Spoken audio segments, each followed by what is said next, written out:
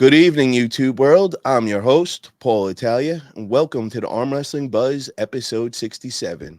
We got the Arm Wrestling Buzz crew in the house. We got Israel Chavez. We got Hollywood Matt Conley. And we got the special guest of the hour, Dustin Pullz from Flashpin Productions. What's up, brother? How you doing? What's cracking, gang? So, what's going on, Dustin? I hear there's a lot of big things planned coming up with Flashpin Productions out of Texas. So we kind of wanted just to get the rundown and all the details of what you guys got planned. So the Blackout Invitational is August 31st. On that weekend, we'll have a title match. We have a really cool belt designed for a match between Bedwell and Caleb Ricks. There's some nuances I want to throw out to you guys in regards to how that match will be. But let me run down the entire match list, and then we'll circle back to the main. What arm is that going down? Right hand, left arm? They're going to pull right and left. Ooh, nice, man. Hell yeah. I like that one. All right, so we're going to have Isaiah Martinez versus Mac Rodriguez. Mac Rodriguez is a left-hand specialist, super heavyweight. He won our last event in dominant fashion, and he beat Brian Sitton. And Brian Sitton took second at the Super 64. Okay. And, he won it convincingly. Made Brian go for a flop press, which got interesting in it, but he was able to make adjustments to get through it. So if Mac wins this one, it's going to put him up for a bigger match. And kind of what our goal was to get some of these guys involved in matches with other local guys in Texas and kind of start figuring out who are some of the better guys in Texas. The TAL has obviously given us that. We have a league out here. Guys call each other out. Like, this match is for a Texas rank. But it also allows us at Flashpin to figure out what guys out here we want to bring outside national talent to go against. And once we test people locally, then we'll fly people in. Like Kalen Gilstrap, he was kind of our front runner for this event, and he was going to be going against Roman. Ooh. And he went on a little vacation. Kalen ended up getting hurt, and we need him to be 100% if we're going to bring anybody out here to pull him. So we'll postpone that match and we'll re-put it together.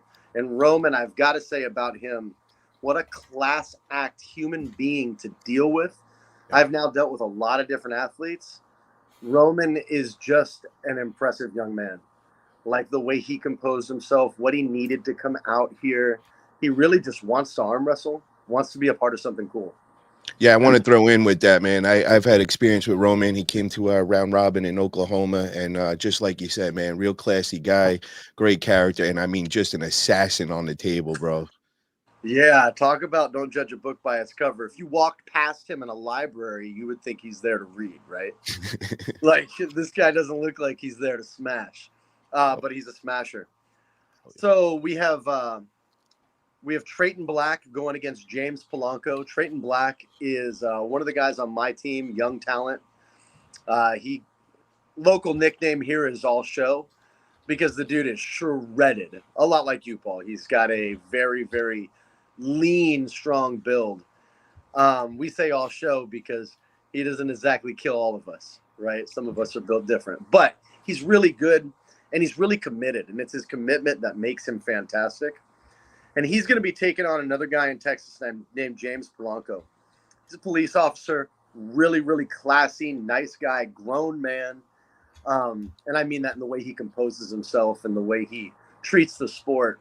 He's committed. He's really involved. And he's talked some shit to young Trayton Black. So it'll be funny to see these two completely different characters. I think they're going to end up inside. And it's going to be a grinder because Trayton commits his entire frame. And once his frame's in, it's interesting. It's like he's not afraid to die out there. Nice. We got a question in. You want to know where and when. So August 31st, and where's it going down? Flashpin Productions in Austin, Texas. Austin, Texas. And guys, if you haven't seen Flash Pin Productions, man, I got the treat to see them. Oh my God, next level. They really put on a show. I mean, this is like really, really top level production in the arm wrestling world.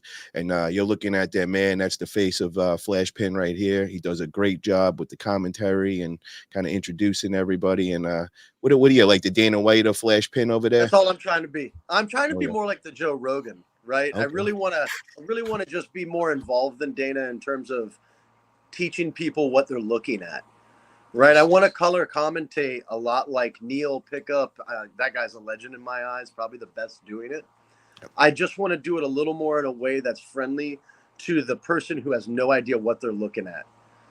And the goal is to get some of those eyes that are just regular people want to get involved in a sport that's so easy to get involved in, and kind of treat the commentator like explain exactly what they're seeing, kind of like jiu-jitsu is trying to do now. And so many people are getting more familiar with the lingo. And when you can speak the language, just like MMA has grown so much, we all know what an armbar is now. Whether you've done one or not, we all know. And to create that with a top roll and a hook would be really, really cool.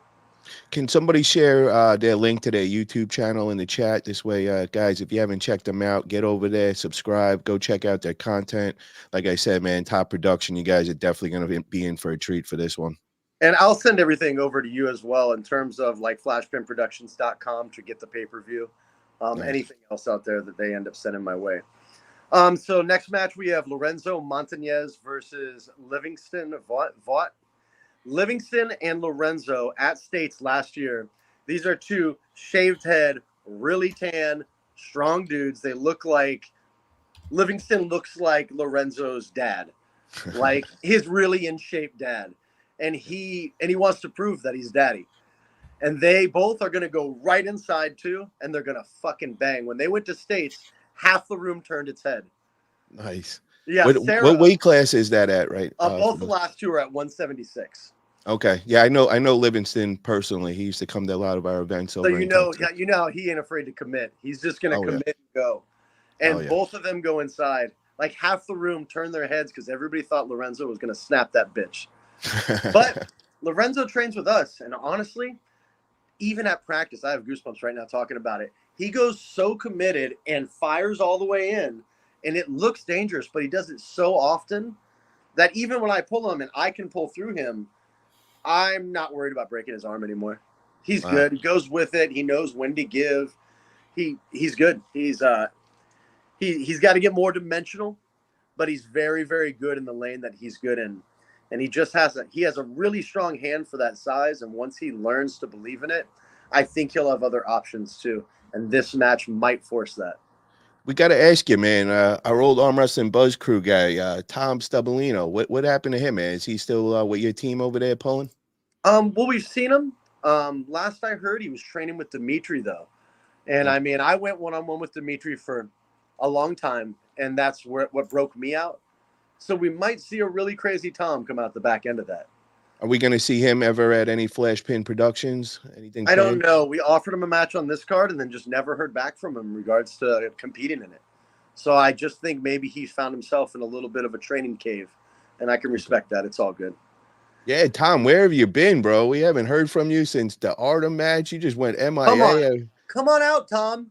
Yeah, I was giving him like a month or so, and I thought he was going to resurface and all, and he just went MIA, man. I miss him in his videos and all that. You got to get back and busy, bro. Man, and he just did videos recently, funny enough. And last I saw him was at a tournament competing, and he did pretty well. And he was huge. He was really fucking big, man. You know what? I did see that. I did see a video recently. That's what actually was making me think of him. But I know you guys were training with him at the end and all. But yeah, I guess he's underground right now. But yeah, I definitely want to see more of Tom, man. Miss Tom for sure. Tom, if you're out there, man, you want to come back on, hit us up, brother. We'll get you on here. All right, a couple more matches. We've got Getzel Tapia versus Abelardo. Abelardo's out of Louisiana. Come on, boy. He's out of Louisiana. He's a jack dude. Been in the sport for a little while.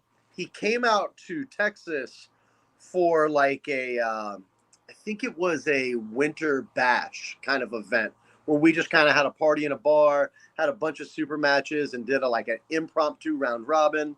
And he got involved in the round robin. And in that round robin, he went against Getzel.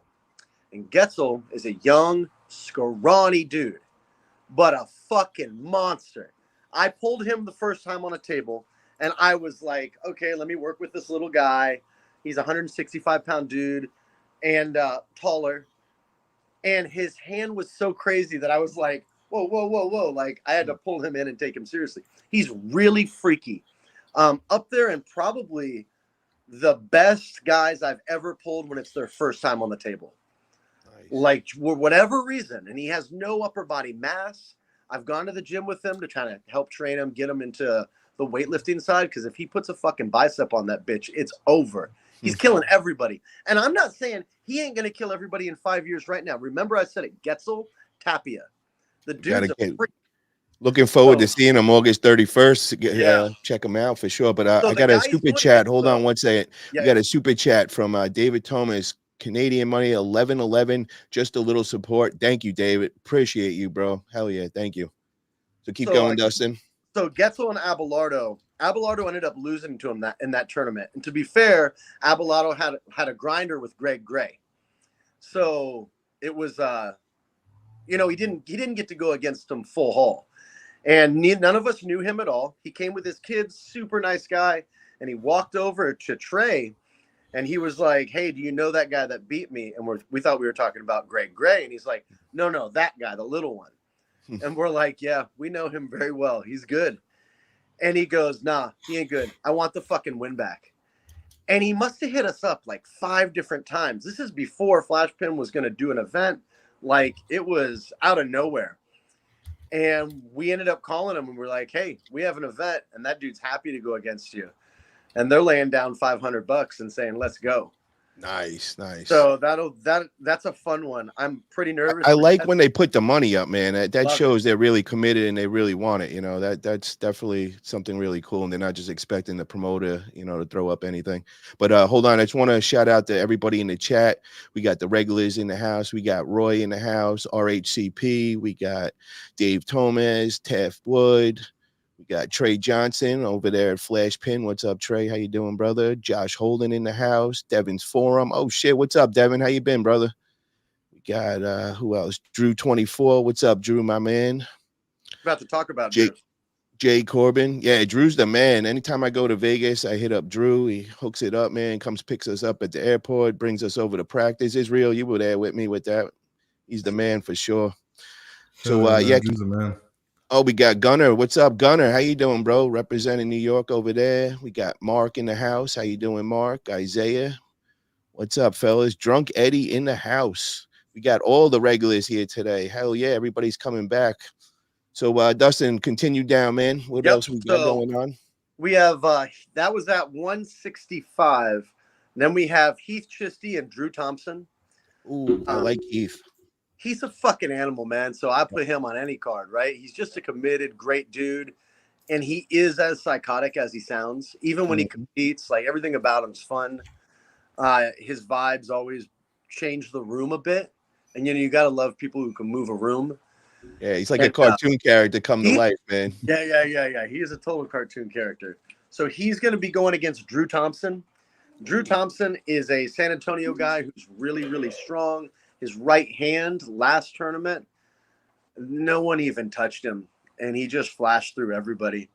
The only person actually that touched him was Lorenzo, competing against Livingston, and they had a little bit of a war, but Drew collapsed that hand.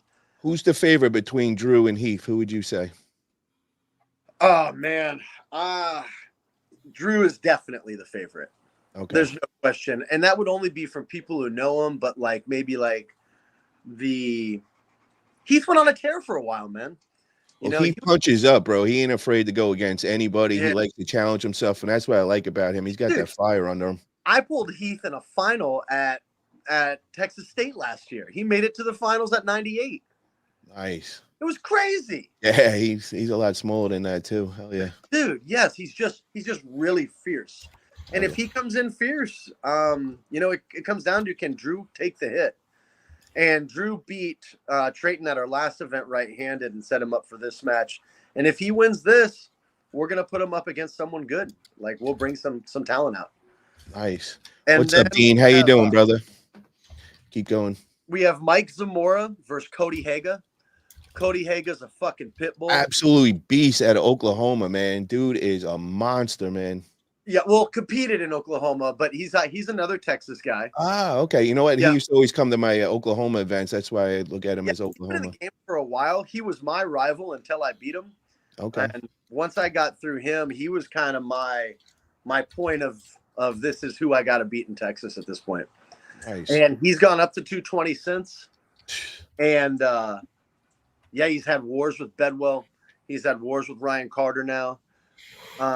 Yeah, I gotta say that kid Bedwell, man, he's the no joke, man. I seen him when he first came out in Florida, and you know, not many guys knew him right away, and he got on the radar real quick, bro. He just started we all smashing know now. everybody. We all know now. Yep. So they're gonna have a right hand war. It'll be a hook fight for sure. They're gonna go right inside. I expect nothing else. And we're gonna. I got to ask you about this though with the Bedwell, man, because I know recently I seen a post that you know, he was kind of getting fed up and he was going to be retiring from arm wrestling, and you know, there was a lot of controversy talk about that. Is that how you guys got him into a match to get him going again and stop him from retiring? No. This match was actually set up before that. Oh, okay. And we can only hope that doing something like this fires him up a bit. And, you know, life is life. I think that life gets in the way a lot. He is a man committed to his family. Hats off, right? Nothing but respect for those kind of decisions you got to make. But he knows at the level he's at, you have to train fully committed. And, you know, once you're only competing against the top guys, I mean, I've had my shit pushed in because my level of commitment was not up to my opponent, right? You're a man of words, brother. I love it. But yeah, he just, you know, I've been whooped like that. And I want to say one thing about that to everybody, man. Arm wrestling is a marathon, not a sprint. So we don't got to retire. We don't got to nothing. You know, just life comes in first sometimes, and you got to just take a step back. But you should always stay in for the long run. So, Mike, if you're listening, brother, you know, hopefully this Flash Pin Productions match is going to keep you motivated and all. But hey, if life calls and you got to, you know, step away for months or a year, you got to do what you got to do. But you're an arm wrestler for life. Yeah, and I think that at his level of natural talent, he can rest on his loins a little bit and still show up to a tournament and bust it. And I don't think we've heard the last of him at all. Yeah, once you're into the brotherhood, you can't leave, brother. That's how it is. I agree. So circling back, we have one more super heavyweight match where Robert Fowler is going to go against Christopher Kaufman. And Christopher Kaufman's been in the game for like 20 plus years. Whoa, okay. And OG Corey now. Miller put him on my radar and asked me to put him on the card and said he's been training him. He's back. He's ready to go. I don't know a whole lot about him except that he's been involved a really long time. And Robert Fowler, I mean, we all know Robert gets around. Yeah.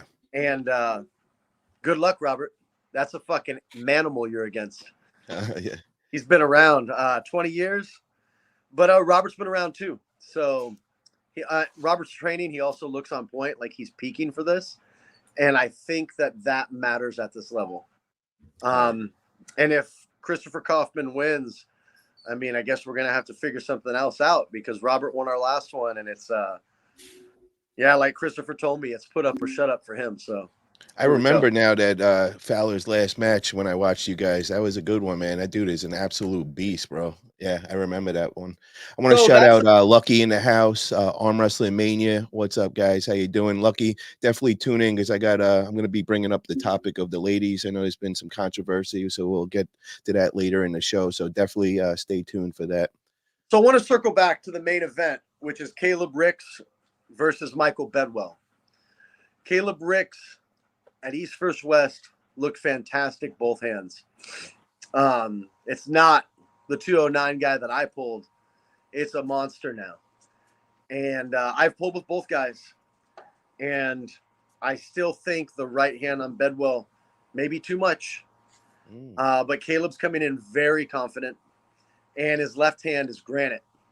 Well, you got to say this, man. Caleb is an OG in the sport, man. So it's kind of like experience versus strength. So I wouldn't go just off the strength note on that, I'm with because I remember when I first, started throwing some events over in Texas, and I think Caleb was at the first event I did. We were out that night. It was me, Travis, a bunch of other guys, and Caleb was he was so quiet that night and all. And I just remember the next day him getting on a table, and I was like, bro, this dude was so quiet and humble at the bar. He didn't speak two words, and then he got on a table and he just transformed into a monster. So I always remember Caleb, man, and I remember he's been in quite a long time. So that's going to be a good match, man. Like strength versus experience is always a good one.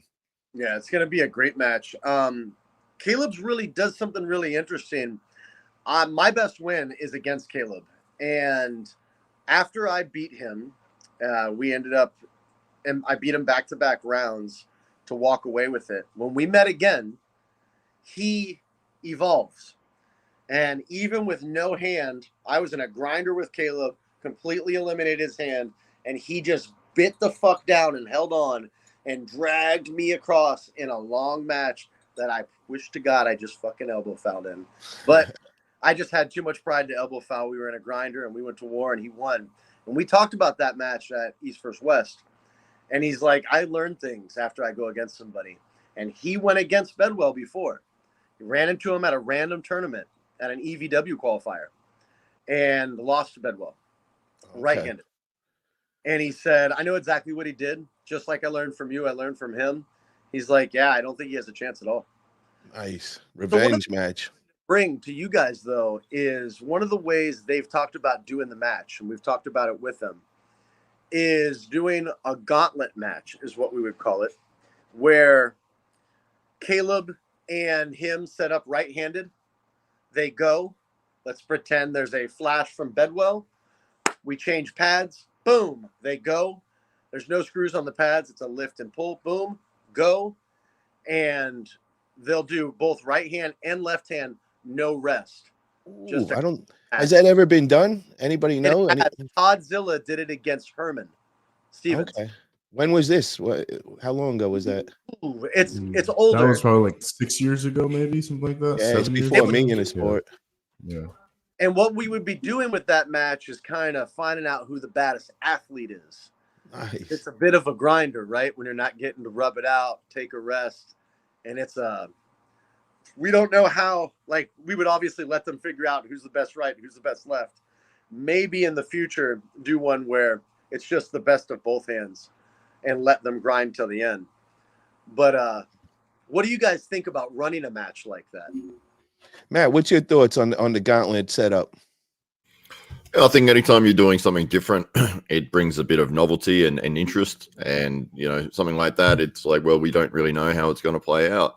It maybe will favor one guy over the other, but it's exciting to try new things. And, yeah, it brings a different perspective to arm wrestling. I love the fact that people are trying different things. You got Mac with their different sort of table designs. You got different people trying different match setups and other places like starting in straps, and it's all sorts of things. So I really like it. I like Jake Coben's comment in there. Chance sure won't like it. He likes to take his time in between rounds. Hell yeah. Yo, Israel, what's your thoughts on that? And Matt, do you think you could just send Hunter a message just in case he didn't get the link or something? Yeah. So basically just back to back, that is really hard. I definitely think that both athletes would need to take their cardio into consideration a lot heavier, as opposed, getting that minute or two between rounds really makes a difference. I feel like you really recover a bit, and I think it could be strategy involved with that. Say your hand gets pumped out on the right, now you get on the left, and maybe stall a little. It switches. It's like right, left, right and left. Oh, I see. Okay, that's interesting then. That's interesting. I mean, I think that can make it really interesting because depending on who's so it's not getting no rest, right? You're gonna go right. Yeah. We're gonna pad flip. You're gonna go left. So you have that rest. You could even, if your left is dominant enough, you can set up the rest for your right. Exactly. That's what I was gonna say. That's pretty cool. Yeah, that's pretty cool. I think that's pretty interesting. I think people implementing that would be pretty cool. Israel, we're getting this weird feedback from you at the end. I don't know what it is. Yeah, see if you could play with your mic or something, because yeah, we're getting some weird feedback. It's like doing like an echo or something. Yeah, So, it's mics in the room. what was that? That's like the sound of two mics in the room, like it's catching his phone or something. Maybe your phone's on, or you got maybe the computer, laptop, and that new mic. I see you got a nice setup over there, bro. That's all brand new. That's pretty cool. Hell yeah. You just got to figure out, get it dialed in right now. So, how many rounds is that going to be with the gauntlet? It's going to be 5 rounds, or how does that go? I gotta talk to them about it. It's something we've been playing with. So we were doing first to 3 wins, right? So 3 out of 5. Okay. But with it being a gauntlet, it might be a 2 out of 3 each arm. Okay. I kind of let them do, whatever both athletes agree on. Okay. I like that. That's But a cool 3 out of thing. 5, that separates the men from the boys for sure. So let's get into the details now, man. So it's going down August 31st. Where exactly is it going down? And is this open for the public to come in person, or is it an invite only? What's the deal with that? An invite-only event. We actually did something a little bit different. We sent personal invitations to everybody. And in that personal invitation, a whole lot of the athletes that got it did something really cool. And they shot a video of them opening it and receiving their letter. And their letter was a thank you and kind of explained some things about Flashbend. And it delivered our message of what we're trying to do. And we're trying to grow the sport in a way that people can understand that your social media really matters. I just got a message from Trey, Paul. You should get yours tomorrow, by the way. There's an personal invite sent to you. Nice, bro. Yeah, I'll make sure to make a video opening it up and all. Very cool. Very cool. So we personalized every one of them. These were handwritten, hand done. Each athlete, what we really want to do is teach guys the importance of social media. And I know it's not for everybody. We all know it's not for everybody, right? But we're in the business of growing this sport organically as we can. And what organically means today is teaching people how to conduct themselves in today's atmosphere as an athlete. And that goes for every sport currently live. Like if you tell me you need $3,000 to come out and party, like you want to come have a match, I have to look directly to your socials first. Okay, that's how we can evaluate what we can all do for each other. And what we want to do, and the reason that, like, if you look at our card, it is not full of high-level athletes, right? Caleb Ricks and Michael Bedwell are headlining it. That is not to put them down, but it is not Devin and Camille or something like that, right? And that's because we want to home grow this thing. We're here in Texas. We want to get some Texas guys and help raise stock. We want to raise the stock of the Texas Arm Wrestling League because they do a lot for the sport. And we want to live in a world where when the tide comes in, it raises all ships and create some social media loops that we promote them. And through that, they'll organically promote us. Hell yeah. I want to shout out the TAL. We got the president, Billy Ortegas, Sarah McKinney. They've been doing great things for, it's about like four or 5 years now. I got to be part of a bunch of their events. I helped them out, me and Travis. What a blast. And Texas has an amazing setup over there. Texas is such a large state, but they got so many pullers from all over, different teams and all. And I feel like they were like the first league that started. And then now we see them growing in Florida, I know the 98's also trying to put a league together as well. So it kind of started the whole trend of building the league in your state, which when you do that, it just raises the bar of the state. You got so many more events for people to hit up. And, now everybody's practicing. You got your state rankings. Everybody wants to be the best there. So if you fall off for a month or so, you're going to lose your ranking. So I really like the league setup. And I like how you guys are now going to start spotlighting a lot of these guys from the TAL. You got to use their ranking systems and all. Yeah. So it's a great thing. I definitely approve of that. For sure. All our matches are rankings matches within Texas. I love it. And then you hit on another topic that I actually had planned for a little later in the conversation, but since you already brought it up, I want to bring this up. So, a lot of people, I've been preaching the same thing for 3-4 years to people, and I keep saying we are in the world of social media these days. It's no longer just being a good arm wrestler, because we all know there's hundreds of good arm wrestlers across the nation. You got to do both. You got to self promote. You can't be a hermit. You can't just be the man in your little area of your bubble and then expect all these big names to go and honor a match with you when you're in your own little bubble. And one of those things that was, Larratt Jenkins has been doing great things with the round robin. I know they had a little fallout. He's going to be separating from beast mode arm wrestling and all and doing his own thing. But there was a post that he just put out there, and it got a lot of traction. And he put up Odin Larratt against the stud over there, Landon Anderson. And, they were trying to push this match and all. And when I seen it, I was just like, yo, I could tell from the post and all the people that believe in Landon, everybody, 99% of them saying that Landon would destroy Odin and all. And Landon, supposedly, I think he's a 19-year-old. He's the number one in the country, they were saying. I'm not sure if that's confirmed or whatever. But I was trying to explain to them what it would take for that to happen, so that we don't have to just say what if anymore. We could actually put it in action. I'm a promoter. I'm a businessman. I threw mega concerts for, famous hip hop stars. I know how to self-promote. I was also a fitness model. I understand social media.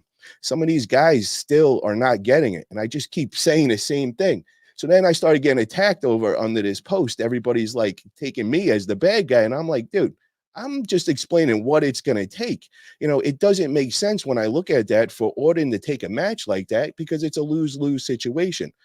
Landon might be a great arm wrestler, but, the only people that know him is in his area. I mean, he's very well known in that area, but, Odin's worldwide known now. He's the king's son. He's the prince of arm wrestling practically. And a lot of people were taking offense to that, calling him the Jake Paul of arm wrestling. And I first want to say, big difference between boxing and arm wrestling. Jake Paul's making $30 million. Us arm wrestlers are lucky to get a couple $100 and a free flight. So, when some of the guys were saying, Jake Paul, well, first off, guys, Jake Paul in boxing, he's sitting in his $30 million mansion. The only problem he has every day is to match his outfit to his supercar that's sitting in his garage. So I don't think he cares what the purest boxer thinks, So it's kind of like the same with arm wrestling in that aspect. Odin's getting, he could cherry pick whatever matches he wants, and it seems like they're going on a path of getting him out there and popular worldwide. And as he's doing that, he's growing his ability as an arm wrestler, and he's not necessarily targeting other big time arm wrestlers that are really good, but he's getting experience on the big stage. He's got his father that's training with him every day. And I mean, he's leveling up. His trajectory is just going straight up. So I was just explaining, if you want that match to happen, making a post like that's not going to make it happen. And it's obvious, because if it would, Odin would have answered back right away. I mean, there are probably 100 tags that they tagged Odin and there was no response. So what I was saying, the way to get that to happen, to Larratt and his team and all, pull your money together, man. If you really believe in the kid, everybody throw a couple $100 up. And now we got a nice sum of money that we can now make a video and call out Odin that way. And maybe that will get his attention, maybe not also, because he's on a hype train right now, and a loss could slow all that progress down. I know he's got a big match coming up against the Korean Hulk. That's going to be another big, following he's going to get from there. South Korea, it's got a big arm wrestling following. So I think they're kind of targeting that. He just got that win against James English, which was in the fitness world. So he got a lot of fitness eyes on him, and before that he had the Whisperer, which that is probably one of the most popular arm wrestlers on the planet. So, he's cherry picking right now. It's pretty obvious. And I know a lot of the real true purist arm wrestlers are taking offense to it, but you can't blame him, man. This is kind of a business. He's building a brand. He's getting out there, and he's also getting a lot of experience. But I wanted to get your guys' thoughts on that. So Israel, what's your thoughts on, Odin kind of cherry picking? And do you think he should take on a match with Landon Anderson that, is a hungry up and coming lion, 19 years old, one of the best in the country? Or, are they going to have to put up something to make it more appetizing for, Odin to want to jump on that? First of all, is my mic getting any better? Or is it any better?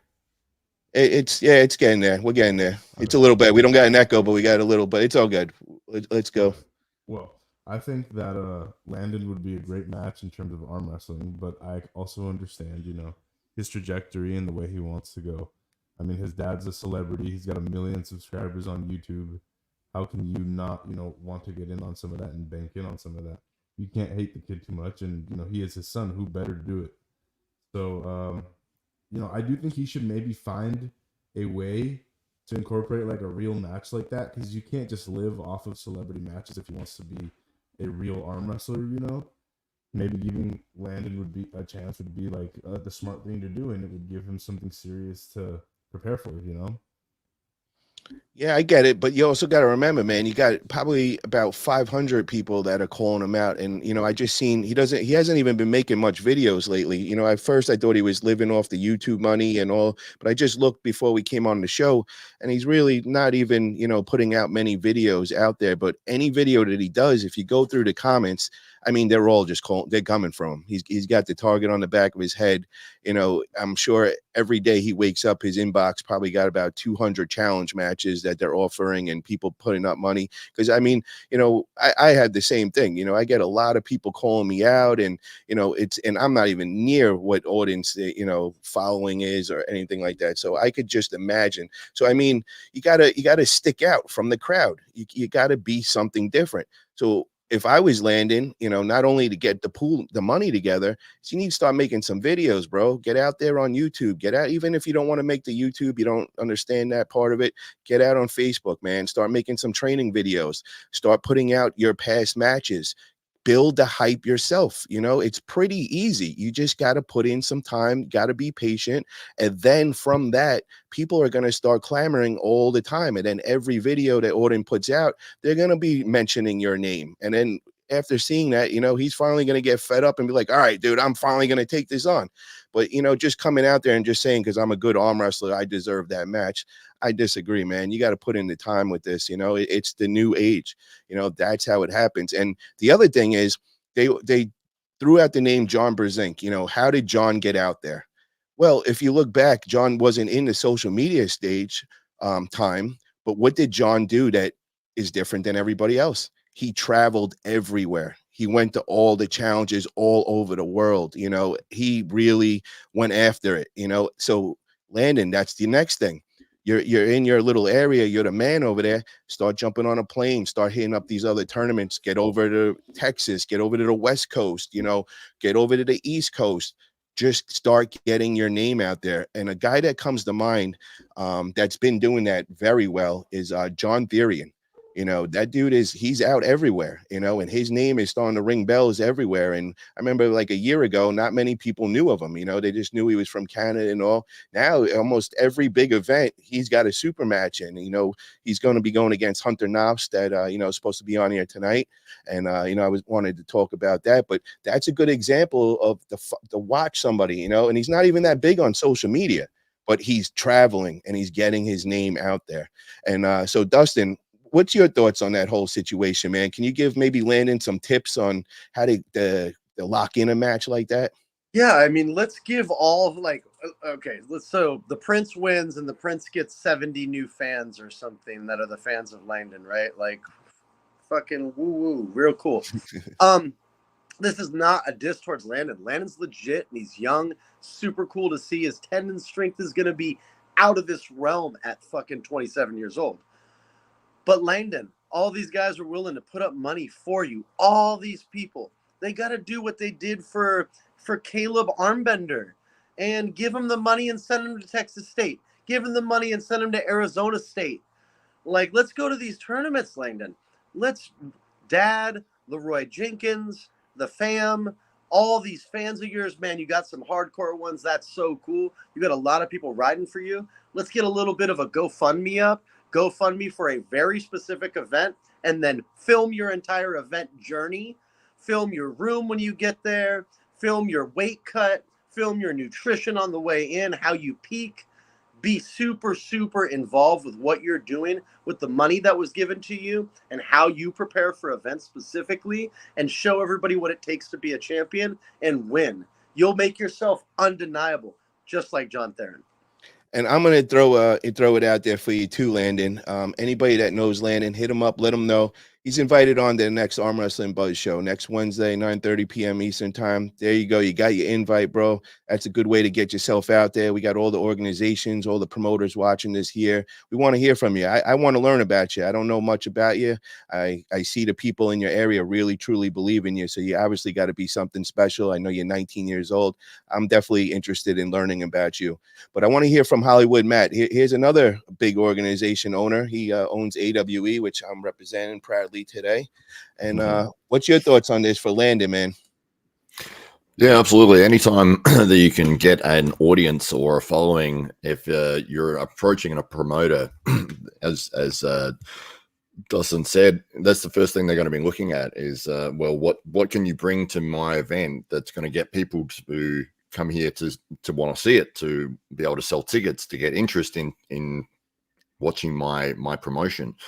And if you've got a big following, if you've got something to bring or something that is like an X factor or whatever, it's sort of like that Hunter Noffz thing that I'm seeing him as like maybe a potential superstar of the sport. He's got that charismatic appeal, and you know he's crazy good on the table as well. And you've got that formula that you can add to a promotion, and then they say, well, if we put this person on, it's going to bring a lot more attention to what we're doing. We've got to get more people that are going to watch, maybe sell more pay-per-views, get more people in attendance, and bring more prestige and more interest into what we're trying to make happen. To be able to do that, yeah, it takes a lot of time. It takes effort. If you are trying to build up on social media, it is not an easy thing to do. Yeah, as we said, the barrier of entry is low, but mastering it and building an audience, it takes a lot of work and a long period of time. So doing well in tournaments and that sort of thing is great, but if you want to stand out from the crowd, because you think how many tournaments are there every weekend across the country, and just in North America there's probably like 4 or 5. If you're one of the winners, and it's like the next weekend they've already forgotten about you, so you're going to have to do something different to make yourself get noticed. And for people like Odin and Larratt, who's in a position where his father is obviously the number one most recognized guy in the world in terms of arm wrestling, so he has that benefit built in. And he's funny, he's charismatic, he's got an interesting personality, and he's a good arm wrestler as well. And so if he's going to take a match with you, it's like, well, what's the benefit for him? You've got to either be more popular than him, a better arm wrestler that is going to have some sort of absolute crazy war that everyone's demanding to see. If the people are all demanding, hey, we want to see you versus this guy, and that's the match, and we're all keen for that, but they're not going to do that unless everyone sort of knows your story or you've built that following. So it really does take a lot of effort to put yourself in those positions, and a lot of self-promotion, going on shows, just doing your own stuff, putting stuff out on social media all the time. I mean, you look at Arm Wrestling Whisperer. I mean, he's a good arm wrestler, but he's not an elite arm wrestler. But he's he's not terrible. But he's a master of social media, though. Literally, exactly. That's right.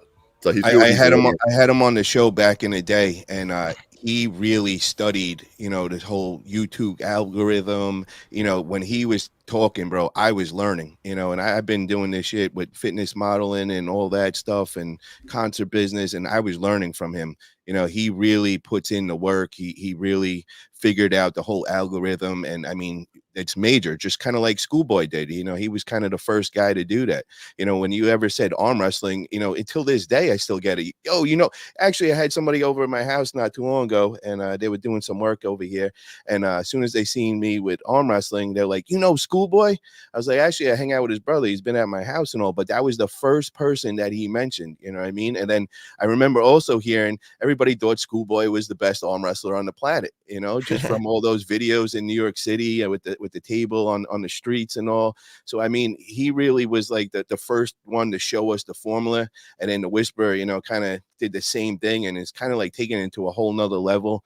So, I mean, you don't even have to be the best arm wrestler. You just got to know how to get yourself out there, you know, and be a little different than everybody. And I can't tell, you know, every person's different. You know, everybody's got their strengths. You got to figure out what works for you and what separates you from the rest. And that is what I always tell everybody. And it was just so frustrating. You know, I started answering all these people back at first, and then I finally gave up. I was like, if I got to keep explaining more than this, then you guys are just not it, you know. But I just want to speak out, you know, to Landon now. You know, I'm trying to teach him the ways and all. Larratt, I liked his answer back to me. Larratt is a promoter. He understands things. So that was pretty cool to see. And then, you know, this recently we just had Austin Collins, you know, he hit me up and he was just like, yo, bro, I'm trying to get out there. I just did really good at the East versus West Challenger. I've been getting some decent wins.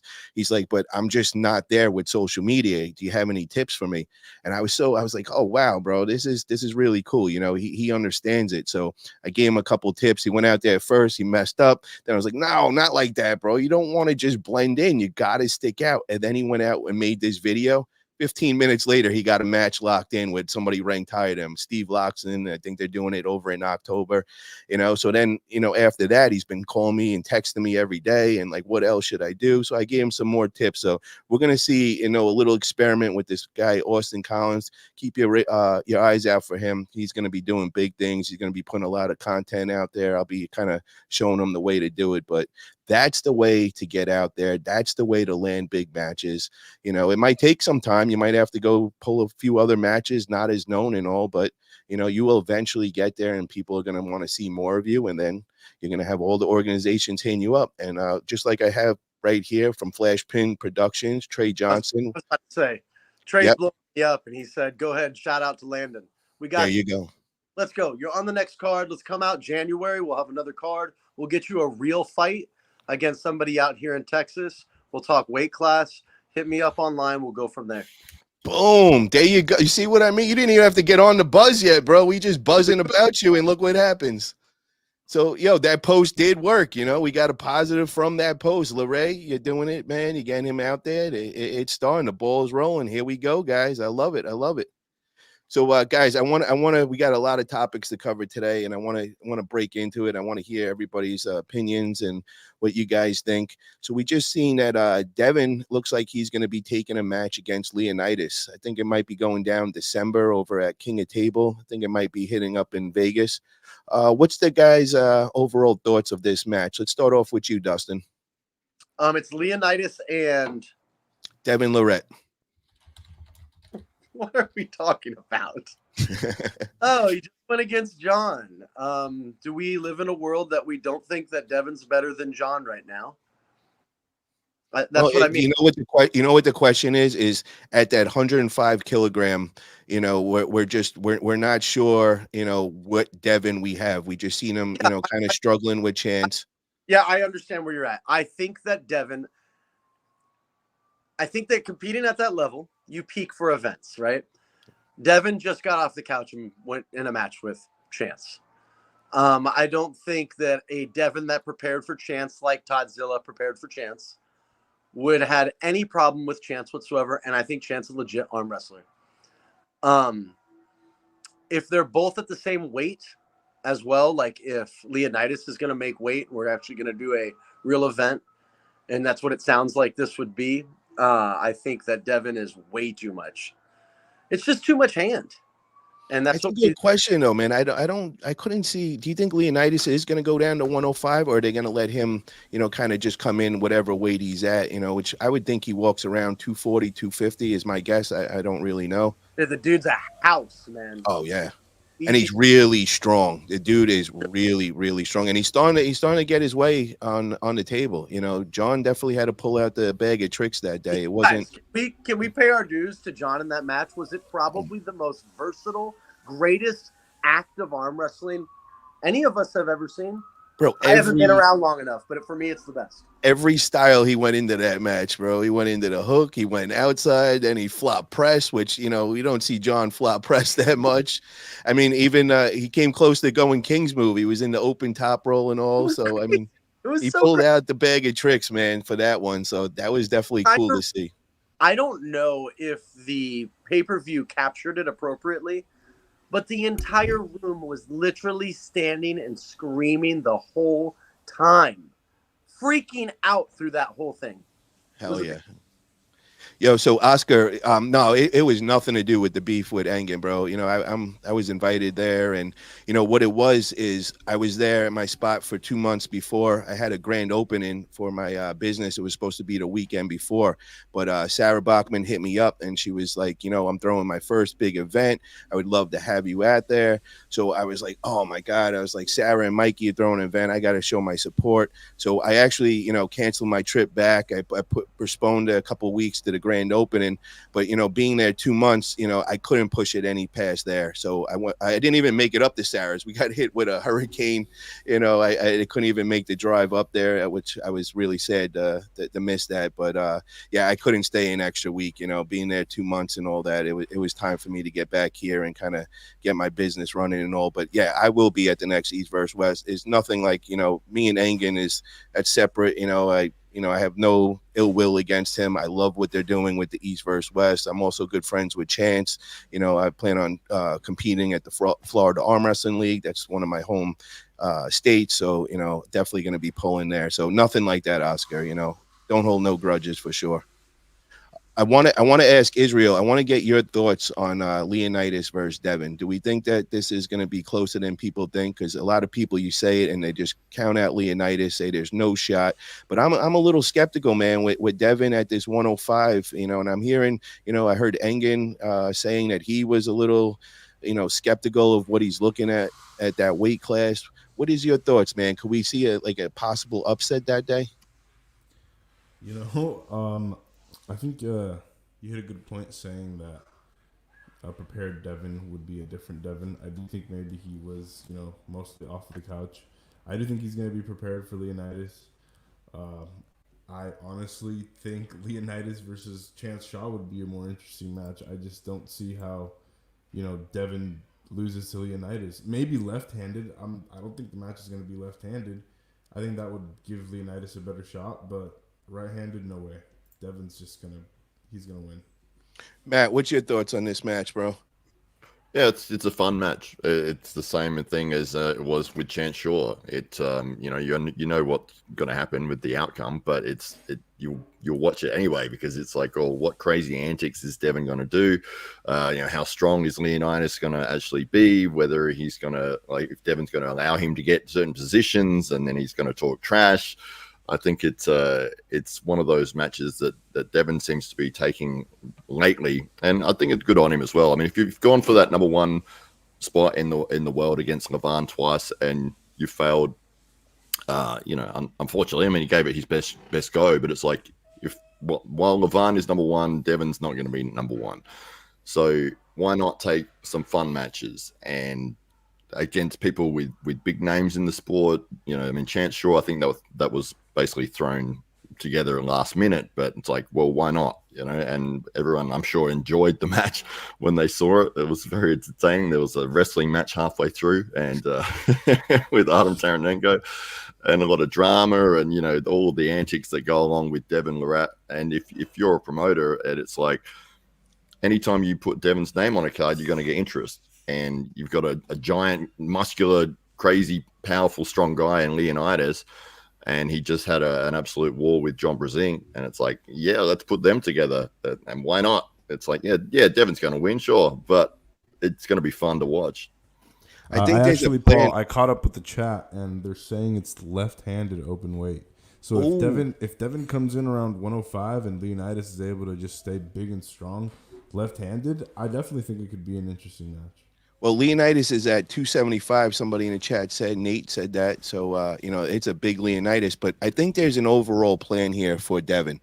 I think Devin's, you know, working himself into this weight. You know, he's figuring out what he's got to do because think he's got his sights set on the belt. You know, I think he wants Oleg Petrenko. He wants that 105 kilogram belt. I think that's what we're looking at. I also heard Chance was talking after the match and saying that if Devin went and took the match against Petrenko, that he would lose in the next month or two. But he said that he would change that his opinion if Devin had 2 to 3 matches at that 105 kilogram. Then he would put Devin as the favorite. So I think that's kind of the path that we're seeing right now. I think he's just kind of, again, you know, when you change your weight, you get that cut. You kind of got to figure out everything. You got to kind of figure out your nutrition. You got to figure out your pancake stack. I think he's trying to dial in everything. And then, you know, I think we're going to see him going for that number 1 spot eventually at East versus West. What's your guys' thoughts on that? I think we're going to see him get that spot, to be honest. And if we're talking about 105 and then that being an open weight left-handed, I think we'll see Devin get a lot more comfortable around 248. And sure, Leonidas weighs whatever. Left hand, that's way more interesting. I think left hand is a stronger hand for Leonidas. So yeah, that's a lot more fun. That's a lot more interesting. I don't think we'll see a 105 kilo Devin. I think we'd see a little bit bigger, but like you said, him getting a lot more comfortable. He won't do that shit off the couch with Leonidas. He's also trained Leonidas. That's what I was just about to remind everybody of that. You guys got to remember, he knows exactly where he's at, man. He was the one that brought him into arm wrestling. Yeah.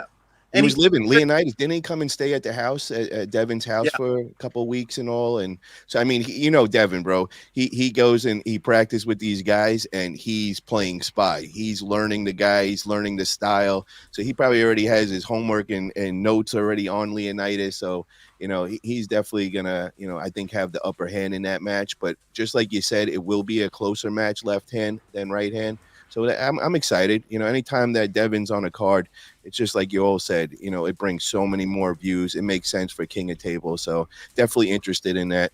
And then going from that, I want to find out, what is your guys' thought of John Brzenk's next match? You know, should John look to have, you know, we know that the first match against Oleg Petrenko, he got the win at East versus West. Now Oleg is, you know, everybody's saying he's progressed. He's stepped up a level. I mean, he has the belt at 105. Would you like to see that rematch again and John going for the belt and possibly winning, you know, the 105 and holding a belt at 60 years old on East versus West? What's your guys' thoughts on that? Would you like to see that? Israel, do you want to go? Sorry, I'm still fiddling with the mic. Go ahead, Matt. Yeah, I want to. Sure, I'd want to see it. I'd want to see anything with John, right? But I think a more deserving match is Todd. I think Toddzilla is the man right there, but giving him somebody like I'd like to see John against what is that Kazakhstan Ungarbayev. That's the only one that Engen has not let him get. He wanted that, run that back, and you know, Engen has not let him. And what I got to believe from that, because we know Engen is totally loves John. You know, I guess Engen has in his head that it's not going to be close, you know, and doesn't want to see John take that match. That's just me guessing, you know. But I was actually at that match. I was at East versus West 4 at that first, you know, against Ungarbayev. Any Rackley. Yeah, I'd like to see the Irakli match again. I think John actually had that in that final round. I think he had the match in his hand and he sort of messed around a little bit too much. And Irakli did some crazy flop and got through. It was like, guys, I think it's the bar's too high right now, man. I don't know. I liked, you know, he was looking to step away from the sport not too long ago. You know, we weren't sure if we were going to still see John. So I'm kind of more on this, like, let's go with some popular matches. The only one that I could see that possibility, he has the formula to beat Oleg Petrenko, and Oleg's got the belt. So that would be interesting to see, just to see if John could hold the title again once more at East versus West. But I think I'd like to see more like popular ones that are just like kind of fun matches. And, you know, Pradeep from Arm Wrestling News, he put out there, how about Schoolboy versus John? We know that Schoolboy and Leonidas got the win, but, you know, I think that could be a fun match to see John against Schoolboy. You know, and I don't want to push John too much, man. You got to remember he's 60 years old and all, and we want to keep him around. We want to see him keep pulling people, you know. So, what's your Who won thoughts on that? 90 pounds? That's my only issue, right? I want to see John do some things that have some meaning, that Okay. just that feel good, that look great.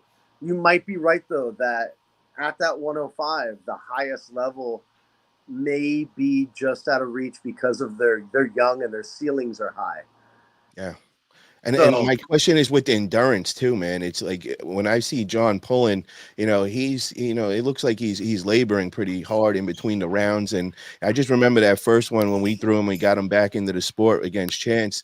And you guys didn't see, but you know, he went behind the banner, and I was there with him. It looked like he was ready to die back there, you know, but he came out and he pulled some magic and off. But you know, it's got to be rough, man. 60 years old, and you know, keeping up with these young bucks. And I mean, he's been pulling 45 years of just complete domination.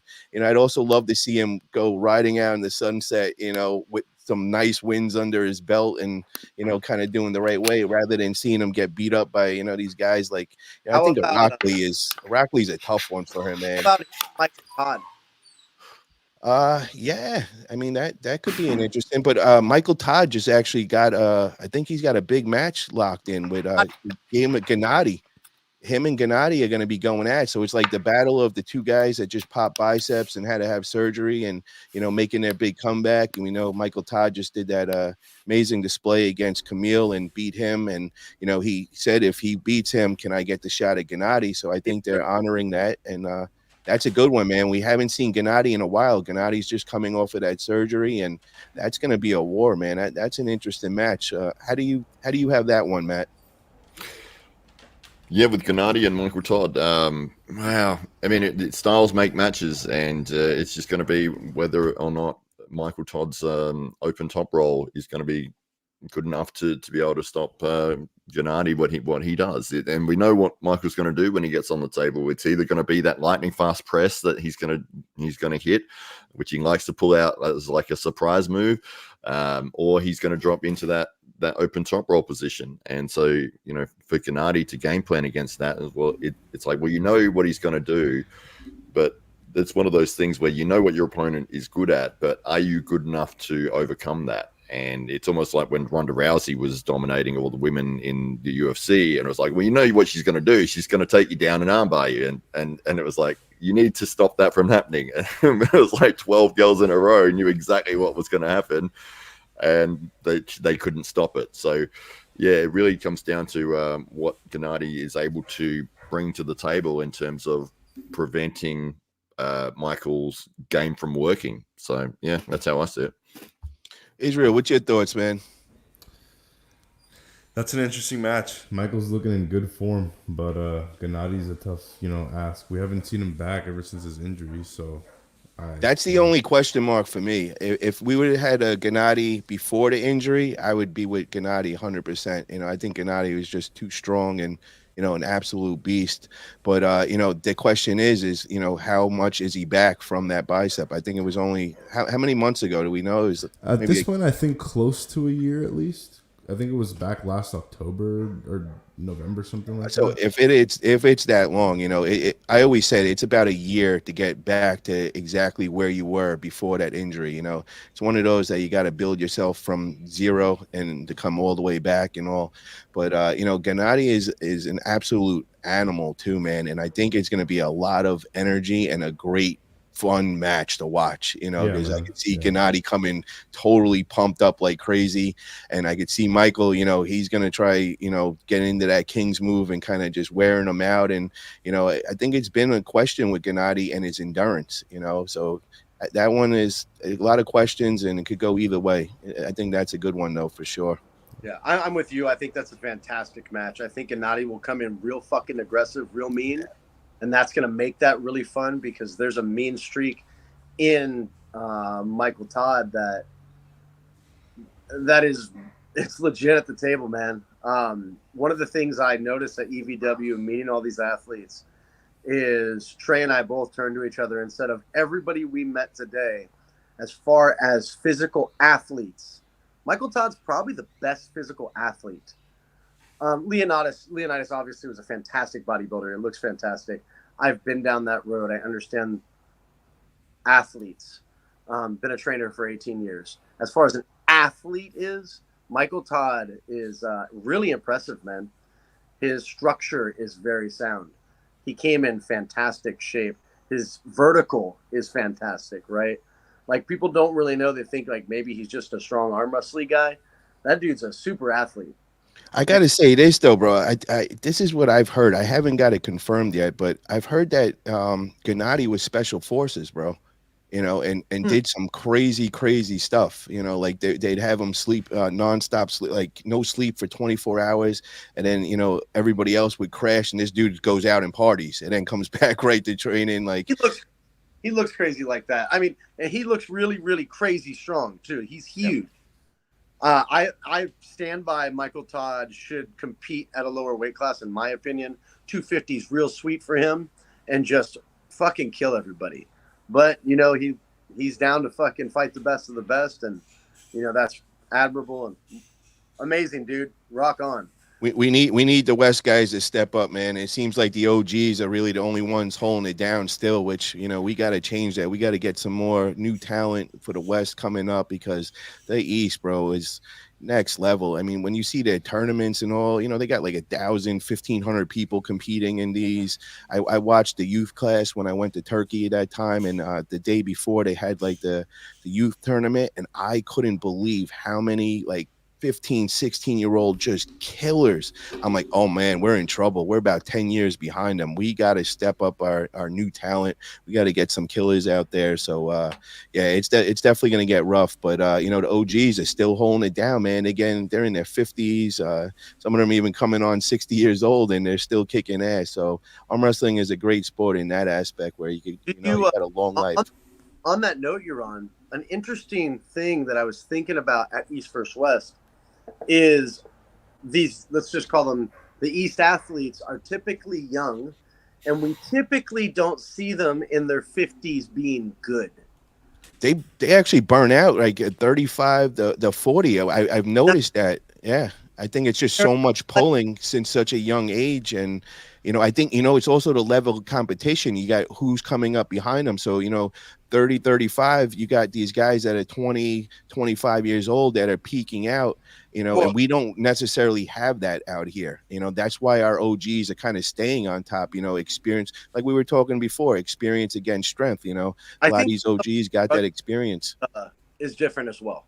Say that again, Dustin. I think the level of drug use, the pancakes are different as well. And I think that they maybe started much younger there. Okay. To not include somebody like Ungerbayev. I bet you we see Ungerbayev arm wrestle forever. But most guys, I don't know, man, because Ungerbayev, if you guys don't know, I think he runs the school in Kazakhstan. They got 1,500 students, and he's kind of like the master. He's like Engin Terzi of Kazakhstan. But, I was even hearing from there, that's the school that they're getting burnt out, 35 years old, and, they're no longer the studs anymore, because, they could be world champion one year, and then the next year not even place, because you got so many young bucks coming up. You got to imagine a school of, you heard what I just said, 1,500 students. Yeah, so you're hitting it right on the head, right? So what it is their level of comp, just like us out here, let's say the NBA or the NFL. We're not dependent on OGs to keep passing the ball, right? You don't see Troy Aikman out there because you got a Patrick Mahomes down the road at the school. Yep. If we don't have nothing in arm wrestling land like that, that's it. You're on it, dude. That's it for sure. We don't got no school, man. And I'm telling you, bro, when I went to that East vs. West 4, it scared me. And I tried coming back and explaining to everybody on the Buzz shows. And I'm like, yo, guys, we are about 10 years behind them of how many people they got coming up behind. So we're going to have some problems, and it's going to show soon unless we change this around.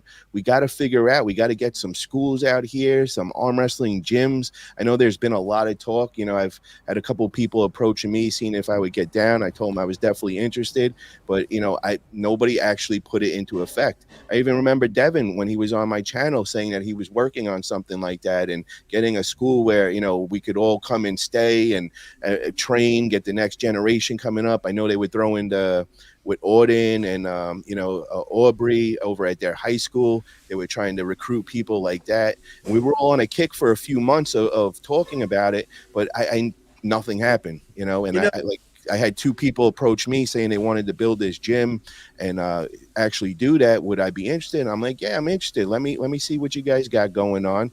And I'm still waiting. And, it's been like a year and, I haven't heard nothing about it. So we got to get on it, guys, because we're going to have a problem if these OGs, get a little too old. They're not going to be holding it down. Who are we going to have in the West, man? We got to get them. We got some guys coming up. We got guys like Hunter Noffz. That's, You talk about 10 years. You're actually meaning we're 10 years behind all the way up until the point we get this in schools. Yep. And at that point, we're 10 years. Yes. So every day it's growing. It's growing. But where you're at with schools and talking about, facilities, give me some time.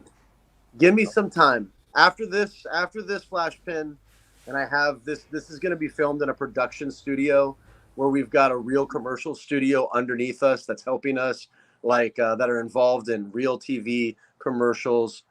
I have something to present to people. I was a bodyguard for a really long time for some really, really rad people that owe me some dope favors. And they know what I'm doing now. And I'm going to make my way to LA soon, and I'm going to shake some hands with the right people. But my goal is that getting some places that we can all come together and train. That's the move.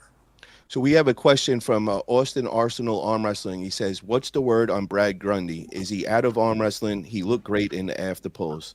So what we heard from the post was that we know he put out that big challenge. I think it was $5,000. And, he was just putting up $5,000 to get the top pullers to pull him. And I think there was a lot of politics behind everything, and people were blocked out of taking that match. And it was kind of rotten thing, man, because, Brad's really been getting out there. He's getting some major wins. He beat Matt Mask and kind of shocked the world with that. And I think he wanted to just keep growing and going to that next level. And then to get deflated like that, he didn't get you're putting up $5,000 and you're saying to the other opponent, you don't even have to put up $5,000. You beat me, you get $5,000. You don't got to lose $1. And it was crickets. And I think in the back channels, what I was hearing was there was a lot of politics involved and, people shutting him out of that. So I think he kind of got fed up. And to be at the top, you got to dedicate your life. It's kind of got to be a full-time job. Now, we also learned that he's coming to be a doctor, so I think he decided, let's put that on the forefront. If I'm not going to get my chance, because he probably would have put it on hold for a good year or two to medical school, and if he was going to get the opportunities in arm wrestling, and he just didn't, so to put in that much time and not to get the returns, and you're possibly going in to become a doctor, he's got to go the doctor route and, do what he's got to do. And, I'm sure he's going to still be arm wrestling, if you come around Florida or, he'll occasionally compete, but it's not going to be at that top level, and I think that's kind of what he was saying with that. I could be wrong, but that's what I was reading into the whole thing. So I want to keep going. There was also this rumors around, I think Devin was saying it, that Marvin Cohen, we all know Marvin Cohen comes and goes out of arm wrestling. He was the guy that put Over the Top together and, made that movie. He threw Over the Top tournaments worldwide. It was like the big thing. And, Marvin, disappears from the sport for 5-10 years, then comes back, and whenever he comes back, he's got something planned up his sleeves, something big. I know the last thing that he did was the Olympia. I got to go there. He rented like 3 houses. He had everybody. It was the who's who of arm wrestling, but then he added on, he had all news crews. So around this big house, we got all these arm wrestlers partying. And then next thing we have like actual like broadcasted, like news ladies all dressed up, and like, who is this and why are they here? And then in the same house, we got a whole thing of wild animals, and they're passing around crocodiles and pythons. Like, bro, this was just like insane. It was just people from everywhere. And then we had a whole house of investors, and they were doing this whole big production over at the Olympia. We got a big stage over there. It was during COVID times, so it wasn't the Olympia in Las Vegas. It was actually in Florida, which it was a great place to get a lot of eyes on the sport and all. And we were promised that we were all going to get on TV, and we were doing all these interviews, and it was just like a whole weekend of making content and all. But something fell through, and it didn't actually produce. And I think there was a lot of people kind of mad at Marvin over that whole thing, and so that was kind of the last thing that Marvin was involved in with arm wrestling, and he kind of disappeared for the last 3 years. Nobody's heard of him. But I noticed something up last week. Marvin went back to one of the posts that I posted 3 years back, and he liked it, and he said something on my Facebook. So as soon as I seen that, I knew Marvin had something up his sleeve, and he was coming back. He's testing the waters right now and seeing what people think of him right now. And then I just was watching the videos, and I heard that Marvin Cohen is something to do with something with the enhanced games. There's some big thing going on, and they're getting all guys from different sports, and Devin was talking about it, and I have a feeling that Marvin has an in with that, because Marvin could get into everything. Marvin's got a mouth on him, and he could, he's a very good talker, let's just say that. So I think that he's going to be surfacing soon, and there might be something exciting with arm wrestling.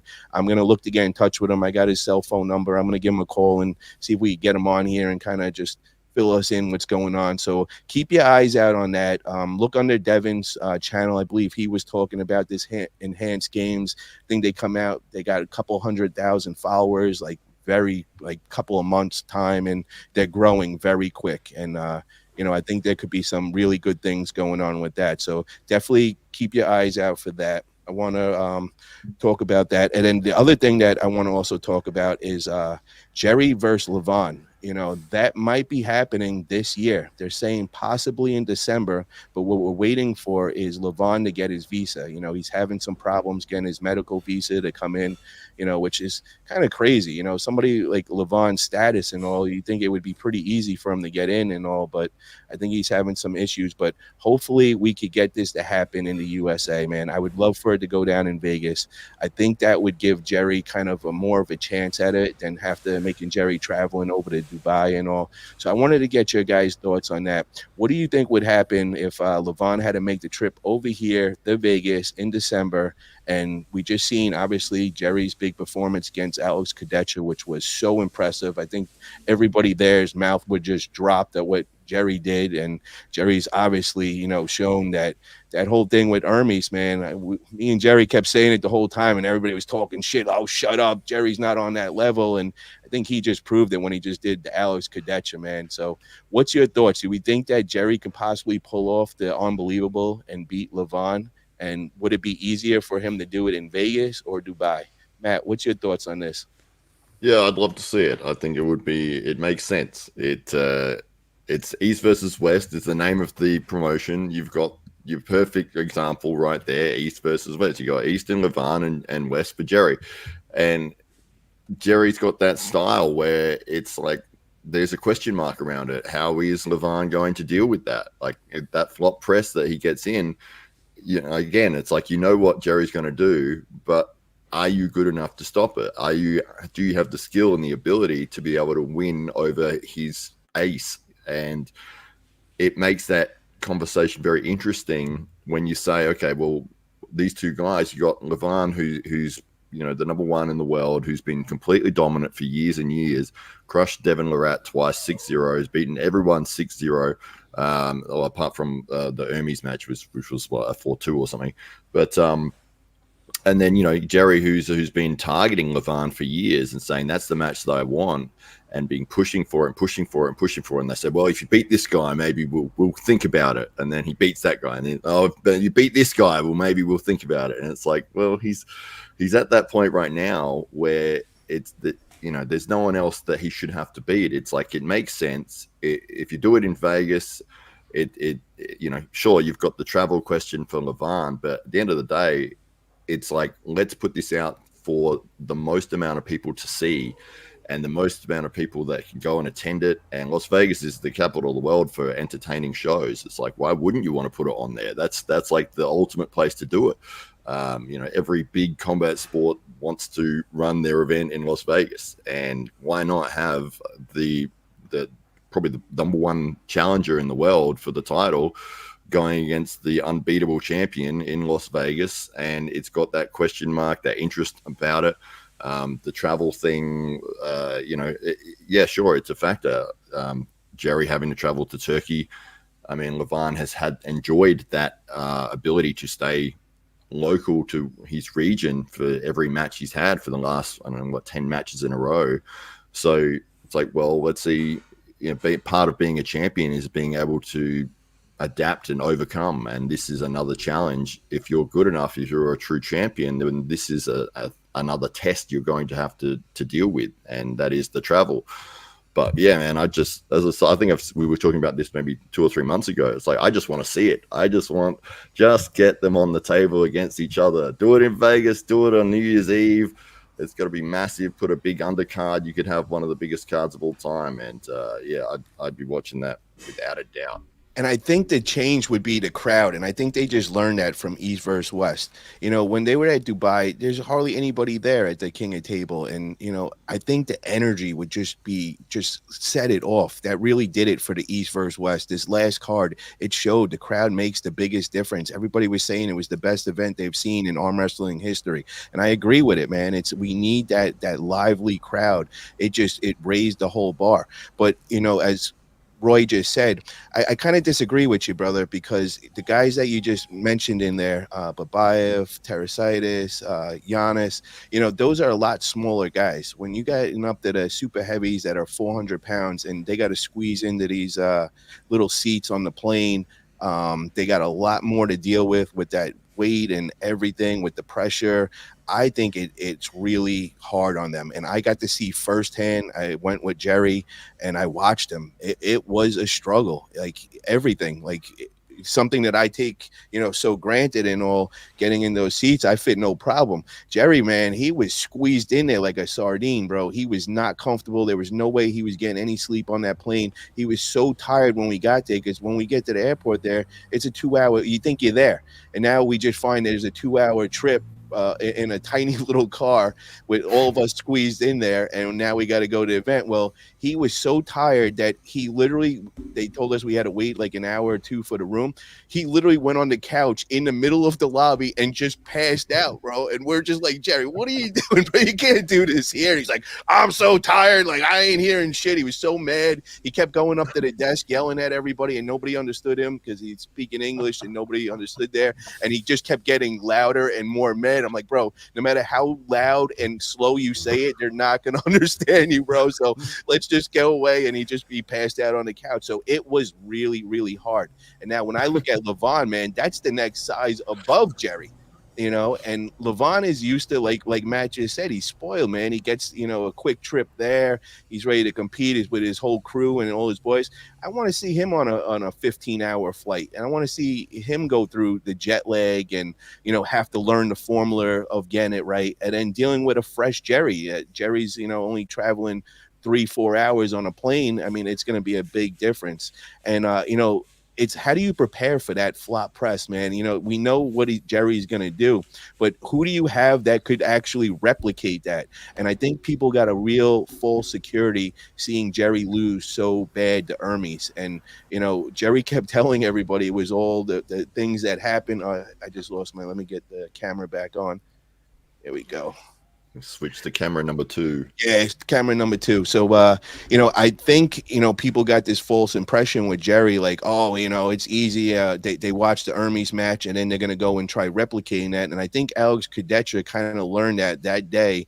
Like, he wasn't even going to get close to just cupping Jerry and holding him center, and Alex beat Hermes. That's what you guys got to remember. It's like, it's coming, but when that motherfucker puts 330 pounds into that flop press, and how quick he is when he's healthy. And I hear that, he was a fractured elbow, so he wasn't even 100% that day, and he pulled that off. So, I think Levan, might underestimate it. And I heard that Engen's kind of saying the same thing, that Levan better not underestimate him because he's going to be shocked if he does. And, we also know Alex Kadecha, one of the most humble dudes there are. usually doesn't say, I'm going to win, or, he always usually says, oh, it could go 50-50. He actually was saying to everybody he was coming to beat Jerry. So he was so confident. He was peaked out.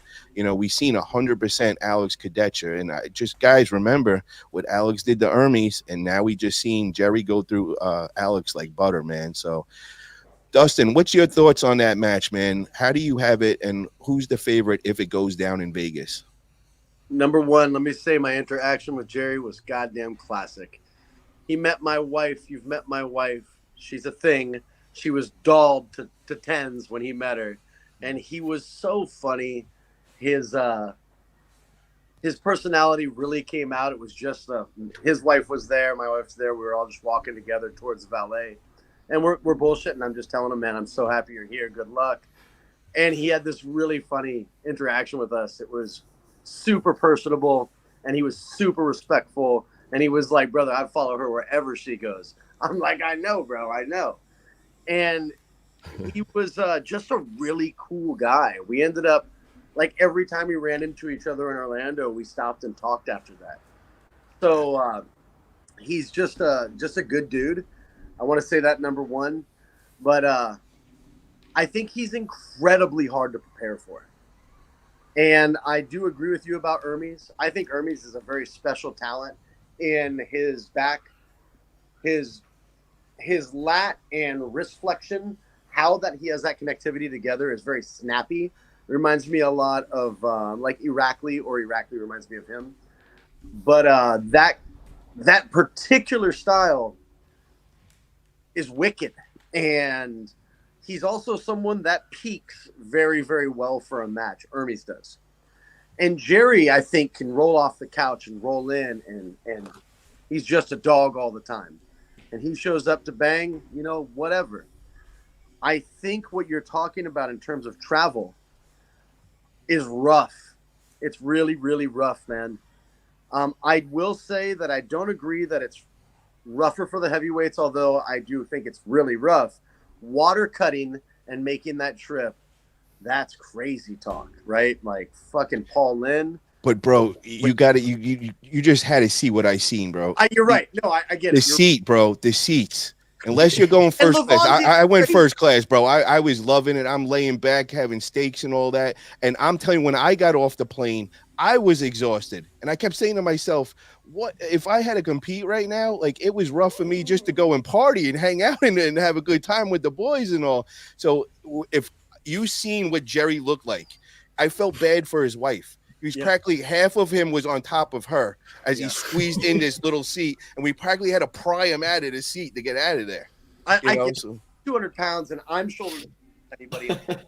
So at his 330 pounds, and I mean, he is wide, bro. He is thick. I also think you got to go a week early. If you're going to make these trips for a match at that level, it's a week early, and it's chilling, eating, training in the little gym there a bit. There's a lot that I have to say about going into something like that. I think it's terrible either side, and it definitely would affect Levan. Let's not get it twisted.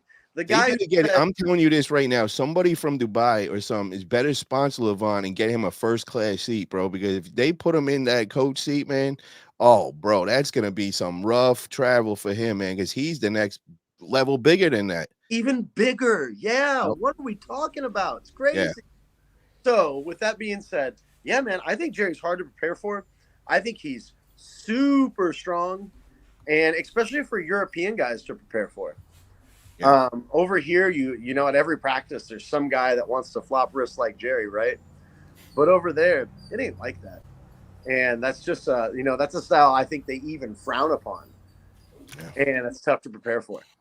Well, after the Levan match, if that does happen, I don't know if Jerry gets the win and all. I would love to see the rematch of him and Hermes. I feel he needs to go and kind of prove that. And I heard that Hermes even admitted, recently that he believes that, Jerry was not 100% after seeing him at that Alex Kadetcher. And I'm telling you guys, I'm vouching for Jerry, bro. I was the one that was really in the middle of that whole thing and, going back and forth, trying to get him to travel. All that shit really did happen. And, a month before when he got that pneumonia, I watched his weight just drop, and I was getting nervous. I'm like, bro, is this even smart to do? And Jerry's a warrior, man. He was like, yo, he didn't want to let down Engen and all, so he went. But I after that, bro, I was kind of even questioning Jerry in my head. I'm like, oh shit, bro, Hermes just went through him. It's this new young blood coming up and all.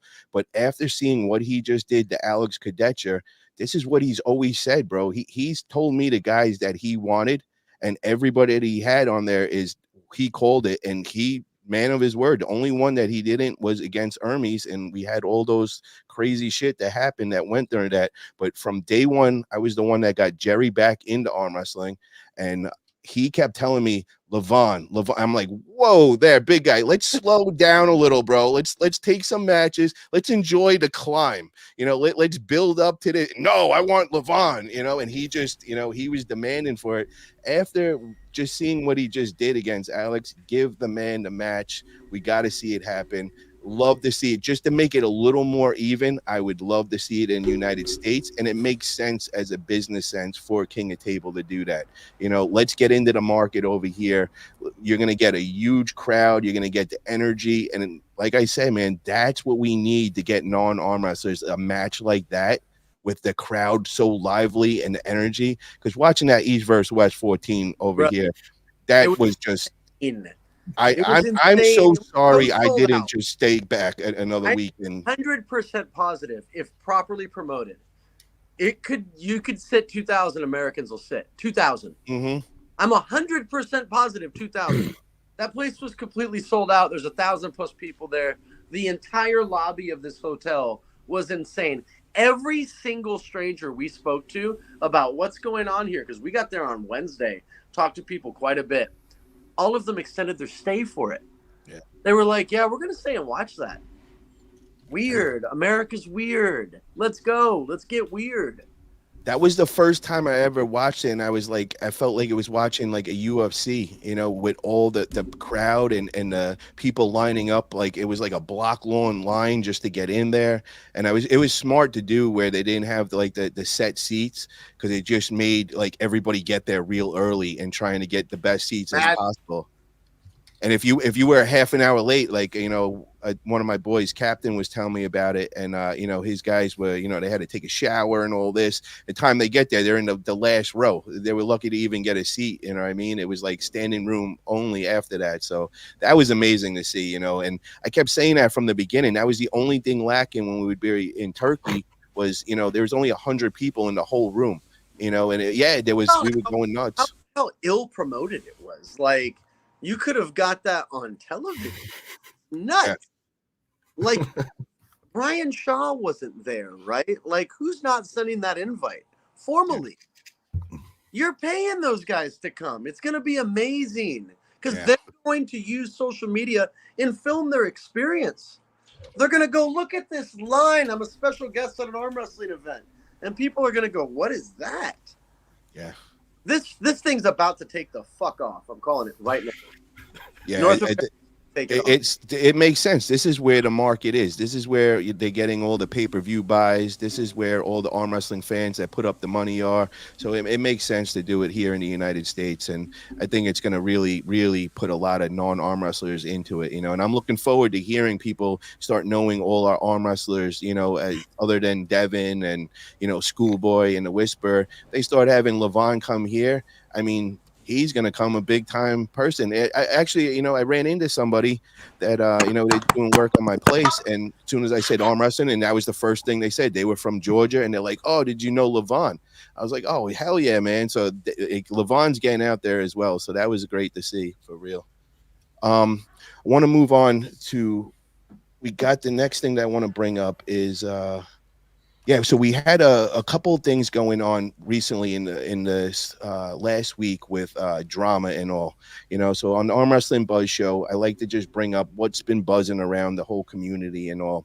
And what I did see was with the ladies, there was a lot of drama going on. A lot of the ladies weren't feeling the way that Liz was pulling at East versus West. And, the question of PEDs came up, and ladies that are taking PEDs, or people think they are. And, there was kind of like two sides of that. And the ladies were going to war with each other and all. So what's your guys' thoughts with the ladies division and PED use? Are you guys with it? Is it something that should not be allowed? Let's start off with you, Dustin. I think Liz is a rad person. She was like overweight school teacher at one point, and now she's made a specimen of herself. It's really, really cool. It's cool to see anybody succeed. I don't know what she has or hasn't done. I'm not going to get in the speculation posse with the rest of them, right? But whatever she did, I would never discredit anybody's work, right? That girl works. She outworks most of the men in the sport right now, and she doesn't stop it. When regards to the match, she was way too strong for the girl she was against, and Alex is fantastic. She's really, really, really legit. Yeah, I don't. If I talk just straight PEDs, I don't like PEDs for females, especially. There's levels, right? There's levels of like growth hormone. If a girl did that, I had an ex-wife that did 8-week cycle of growth hormone. She was a bikini competitor. There was nothing masculine about her. She was gnarly. I mean, it was fantastic for her life. I think the one that would be more prevalent would be the testosterone. I think that's where they go. I come from the bodybuilding background, and I used to hang out with a whole crew of bodybuilding pro girls. And, I kind of came in girl talk, not even wanting to be involved in it. And I learned a lot of crazy shit that I never wanted to hear, So, it was definitely an experience and all. And when I bring up the PEDs, I'm not zeroing in on anybody and all. I'm just repeating what's going on in the community and what people were saying. They were kind of comparing it with the Olympics and, all the controversy with the XY athletes training competing against other women. Yeah. So it kind of just, kind of came together. And, I know there was a lot of chatter going on with the other ladies, and they were, saying that. I also have a lot of experience in the bodybuilding world. Like, I dated fitness models that definitely did testosterone. And the problem was the aftermath, right? Like, they had great results, but they lost their singing voice.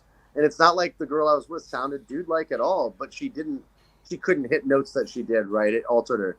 My biggest problem with any of that involved in the female world is biologically, man, it will fuck you up, straight up. So that's my biggest problem. But what do you think as far as like, is it an advantage? Should that be allowed? And then see, I want to play devil's advocate on this, because what would be the difference then between natty guys and on-natty guys, because a lot of the natty guys have problems and, they're kind of saying the same story. So when we look at it like that and we're saying, okay, well, if you're competing in a league that allows it and there's no testing, you really can't say anything. You know what you're getting into. Here's what my play on the difference. The difference is natty guy. Let's go with natty guy that has great testosterone levels that are, we've got a guy on our team named Ian Wagner. He's 52 years old, like yesterday, and his test levels are 750 plus. He's natural. Never done anything in his whole life. Just an athlete his whole life. Ninja Warrior guy. You have him, and you've got a guy that's 43, and he's doing TRT at the lowest dose at the doctor, and his levels are 790, right? I don't have much of a problem with that. Whereas if a female, say my wife, who's never done anything like that, her testosterone is probably like 9. And any girl who even did the smallest amount is like 200. We're talking about numbers that are crazy wild. And bone density change is legit. Like, everything's really crazy at that point. The difference is just staggeringly different, right? That's the biggest problem for me. But if we go that route and you say that, then we need to test then if that's going to be the problem in my eyes, because we would have to introduce testing. If we're going to say, okay, it's okay for the guys to go and do this, but we're going to draw the line with the women. Well, in that case, then you got to start having two different leagues. You got to start having one that's tested and then one untested. Matt, what's your whole thoughts on this whole situation and issue been going on in the community? Yeah, I don't like the idea of tested leagues in sport. I just want to see the best people compete, the strongest. I mean, this from a selfish point of view, I just want to see the biggest and craziest, strongest people get on the table and just try to destroy each other. And if they're using, they're using. If they're not, they're not. And you have to say the majority of people in the sport, especially at the upper levels, are definitely using stuff. I don't really care. I'd almost be like, you probably do need to if you want to reach that level. I think that we're seeing that attitude coming across with a lot of audiences with this enhanced games talk that's coming out. We've got the Olympics and stuff like that where they're trying to keep it natural. They've got the best testing going around, and they're catching people left, right, and center because people are always looking for that advantage to go through, and then masking agents and this and that and all these different crazy things, and people are doing all sorts of stuff. But at the end of the day, it's like it's that entertainment aspect, and do you want to see the best possible versions of athletes competing against each other? And that's what I want to see. And it's almost like when I use the UFC as an example here, when they brought in very strict testing. They used to have testing, but it was like only on the day of the event. And so guys could cycle off leading up to, then they would test clean, and then they'd get back on for their next fight and, all that sort of thing. But then when they brought in USADA, which was the guys that were doing these Tour de France stuff, and they were super, super strict. And they would do random testing throughout the year, and they had whereabouts stuff. You had to let them know where you lived, like where you were training, where you were going to be. If you were going to be on holiday, they needed to know that. And these testing guys would turn up in Fiji and test somebody, and but then they caught a whole bunch of the fighters. But you noticed there was a steep decline in the performance of the fighters over the next couple of years, and guys noticeably shrank. The fights weren't as exciting. The athletes weren't as strong or weren't as powerful.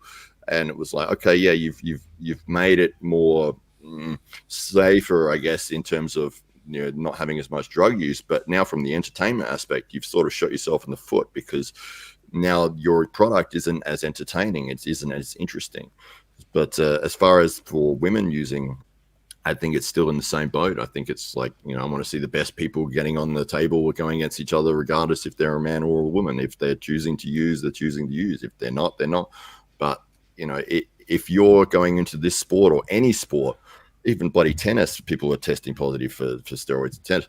But it's like, you have to accept the fact that if you're choosing to compete in a sport, that you're more than likely going to be competing against people that are going to have an using stuff and having what you could say is an unfair advantage of you. But if you still choose to compete in that, it's kind of hard to then say, well, yes, I knew that they were using, or I had a very strong suspicion that they were using, but I still decided to take the match anyway. It's like, it's hard after the fact to say, oh, but they only won because they were using. It's like, well, you accepted that you've got to take responsibility for your own choices here. And if you choose to compete in this sport or any sport at the elite level, you're going to run into that factor. And it's sort of on you at that point to say, well, yeah, if I choose to compete naturally, I have to accept the fact that I'm more than likely going to be going against people that are not natural. But if you enjoy the sport enough and you aren't worried about, okay, well, let me try to get that number one position no matter what, and then it sort of comes down to, you have to accept the responsibility for your choices. Yeah, I think they did that with WAF. I think they do that random testing, because I remember we had Sandro Sadis on, and he was telling us that whole deal. They got to know where you live, then they contact you, and you have 24 hours to get the test into them, and and people were getting caught with that because there's all ways to get around that. If you go and do like a test suspension or a test propionate, guys take notes.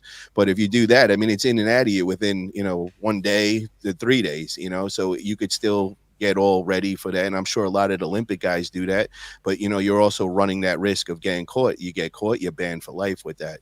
And as far as with the ladies, I don't think, juice is the end all tell all, that's going to make you that next level, because, you got these newer ladies in that, might be experimenting with juice and all, but they still got to go against these experienced pullers that are 20, 25 years in. And I don't care what you say, you could be stronger than them, but whatever. We just got to see John Brzenk against Leonidas. There's a perfect example of two males going at it, and John figured a way. And I know a lot of these ladies, that were actually involved with that drama back and forth. I believe Nadia is one of them. She's 25 years in, from Ukraine, and I think she lives in New Jersey now. And she was the one that kind of called it all out. So I went right under there and I tagged Knuckles up and I said, "This is your next match, Liz versus Nadia." I like that because, Nadia's got the experience, and she felt a certain way. I'm not saying that we know that Liz is on anything or confirmed, but this is what other ladies are complaining about. So rather than, whining and crying, let's just put this into action. Let's see what happens. And now we have experience versus, strength. We know that Liz is going to be obviously a lot stronger. I mean, she lives in the gym. It looks like she, just every day is there 2-3 times a day, and she's got insane strength. But, Nadia is 25 years of experience, and I got to see her at action at the last Knuckles Up, and I didn't know her before then. And then what the performance she put on, I mean, she is just a table assassin, so that's one of those matches I would love to see. And, I think that makes sense. And I like I said, man, just taking juice is not going to give you, it's not a guarantee win. It's not always. It's real. I want to get your thoughts on this whole situation, man. I know you're a very natty guy and, fighting for the natty person. What is your thoughts on natty and non-natty in the women's class? I think a very good point was made saying that, the differences between like a completely natty woman and a non-natty woman are bigger than they are between two guys, one being natty, one not being natty, both at the top of the sport. I do think there is a bigger difference in that. But I mean, as long as it's female versus female, I think it's fair. You can't really go around it any way other than getting strict testing. I mean, we're not at that level yet in arm wrestling where we can do that in every league and organization. So until we're at that point, what is there to do? Just a piece to say on that part. It is much easier to test testosterone levels in the bloodstream than it is to test for actual substance abuse. And if we did that in the ladies division, it is extremely easy because it's either going to be below fucking 15. But the problem with that, and I've come from the bodybuilding world, is the cost. Now you're going into blood tests that you're talking, $150 a test. How do you go and justify that as a promoter where we're just barely getting by? I'm with you. That's the problem. Do you want to ban your athlete if they do test positive? Yeah. Somebody fails now, what do we do? Now, do we say they're banned for a year? Do we say they're banned for life? Because I hear WAF, you could practically ban for life. Carolina Patterson went against. I was just, dude, before you raise your hand, I was just about to say that Carolina beat Liz. And when you look at Carolina, tiny, like, I mean, natural. Yeah, 100%. But I mean, even just like the size of her, and then to see the skill that she just goes and beats these girls that are bigger than her. I mean, it's just kind of mind boggling. And that's kind of what I was kind of talking about with the experience and, over the strength. So, when you say things and give examples like that, I kind of just feel like let them do what they got to do. It's whatever you want to take your body to the next level until we come up with the testing and all that, then, more power to you. If you're willing to take your body and risk that, then I guess that's what we're going to go with. There's another small part of this that maybe everybody isn't attuned to, and that is that soft tissue growth does not gain. It's not increased through testosterone use. And what I mean by that is, like, for myself personally, I got up to 200 pounds naturally, and around 27, I did a DECA D-ball test cycle. I got up to 236. I did 30 plus pounds in 8 weeks. And I was squatting 405 for sets of 10, which was considerably higher than I had ever done, especially for reps. and I ended up banging out my knee joints real proper. And in this game, the soft tissue, someone like Carolina, who's just competed longer, I am sure Elizabeth felt when she closed her hand, it wasn't that she felt musculature that defeated her. It was tendon power. And what I want to throw in a little more science, because I know all about this, is when you actually take tests, you're actually weakening the tendons, because the muscles are maximizing and they're pulling on the tendons more. So you're actually more at risk to get injured. So that's the other thing. If you go too fast and get too strong too quick, there's two biceps right here that are proof of that. They just pop. You know what I mean? And I had to get them attached and all, because when I first came into the sport, I was still following the bodybuilding, cycles, and, telling me to keep my estrogen like at 0 with the Rematch. And that is the opposite of what you actually want to do in arm wrestling, because you're actually going against yourself with that, and you're going to get hurt eventually. So, there's a lot of factors that play into this and all. And I think a lot of these Swedish girls are a great example, because, that whole team is just killers. And we know 100% they're all natural, because they're consistently tested with the WAF. And they have the random tests and all that. And I mean, we could just look at them visually and you could tell. And I mean, those girls are probably the best in the world, and they'll go against these mass monsters and be able to beat them and all. So, it's a new thing that we're going to have to figure out over time. I know with the men, they've been going through this, and, that's the first thing that the natty guy complains about. Well, he's on chemicals, and if I did that and blah, blah, blah. But I mean, we're starting to hear it now with the women as well. And, I just hope the ladies can stick together. There's not many of you guys. And, the moral of the story that I'm just hoping is that you guys all just play nice, because I've also seen you guys kind of just give promoters just, crazy headaches. Larratt Jenkins being one of them. He just got brought into this whole, he threw that big round robin. And then, next thing I see in personal messages being shared, between him and some of the athletes, and kind of throwing him under the bus. And I hit up Larratt, and, I come from the promoting background and throwing events. And I said to him, I said, damn, bro, you hearing a lot of guff from all this shit. And he's like, bro, you have no idea what headaches. He goes, I've thrown all these round robins, never had any kind of like headaches. And now I'm kind of regretting that I even got involved with it. And hearing that, I'm just like, yo, ladies, wake up. If you're going to bring a lot of drama to these promoters, they're just going to say, no, forget about it. We're not going to hold you there, because we don't want to have all this bickering. And he trying to stay in the middle and be, politically correct and being the promoter. But I mean, you're always going to be the bad guy with the way these ladies are making it out. And when I seen his screenshots being shared in the public forum, and kind of like trying to put him down and get other ladies mad at him, I was just like, this is a really bad thing for the whole women's arm wrestling in general. And I hope that we could get away from that. I did see that there was a podcast. I think Lucky had, a lot of the competitors on and all. And I think, maybe they were kind of coming back together. But I'm just going to give you girls this advice to the United States women's arm wrestling. You guys got to be united and stop the little bickering. And I felt like I was in high school, reliving high school cafeteria talk again. We can't do that, because it's just going to put a bad taste in the mouth with all the promoters. And then what are you guys going to do next? But I got to shoot out this super chat from Austin Collins, $5. What's up, Dustin? Awesome meeting you, dude.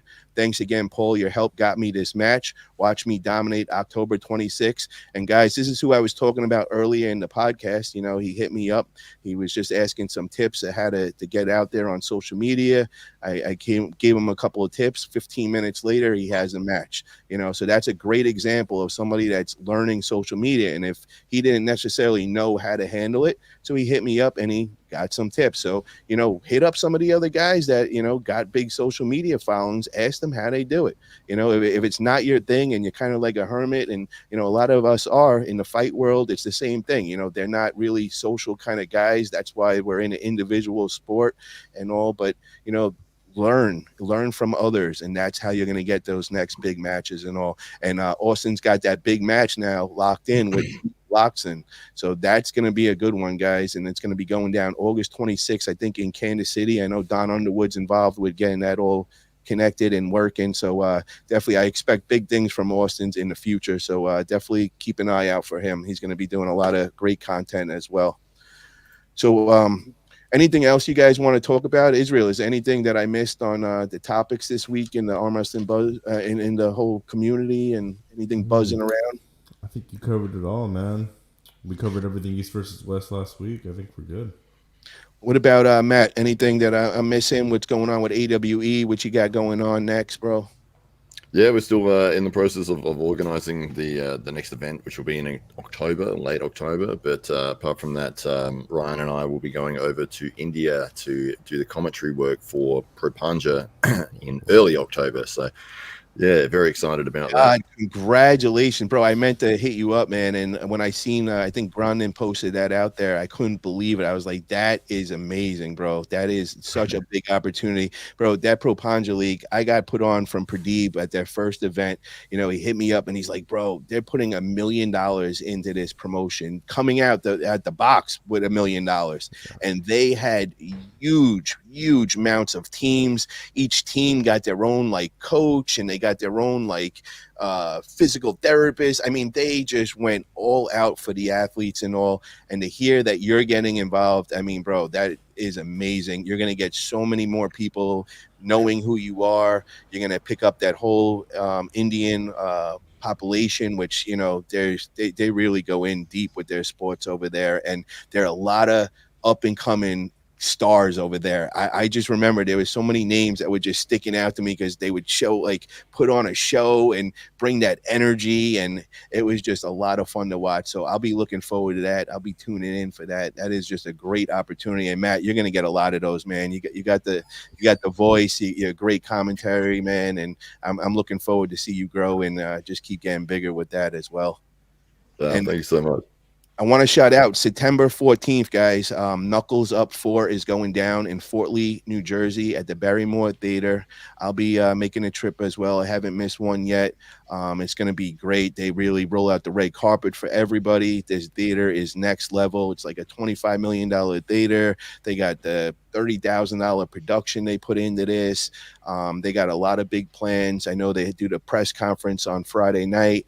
I'll be over there for the press conference. I'm going to be doing the whole behind the scenes the whole weekend and kind of just giving everybody the whole experience and all. But if you guys want to come in person, if you're over in the East Coast, or if you're willing to take the trip over there, you know, go over to Eventbrite. I'll be attaching in the description, and use the code all capital letters Paul Italia. You'll receive 10% off your in-person tickets. And then also I got a link where you could go and get 10% off the pay-per-view. And everybody got to get behind these guys. They're doing really great things. They're coming one of the premier organizations in North America. I expect huge things from them. I've been sponsoring every event. I'm going to continue to sponsor them.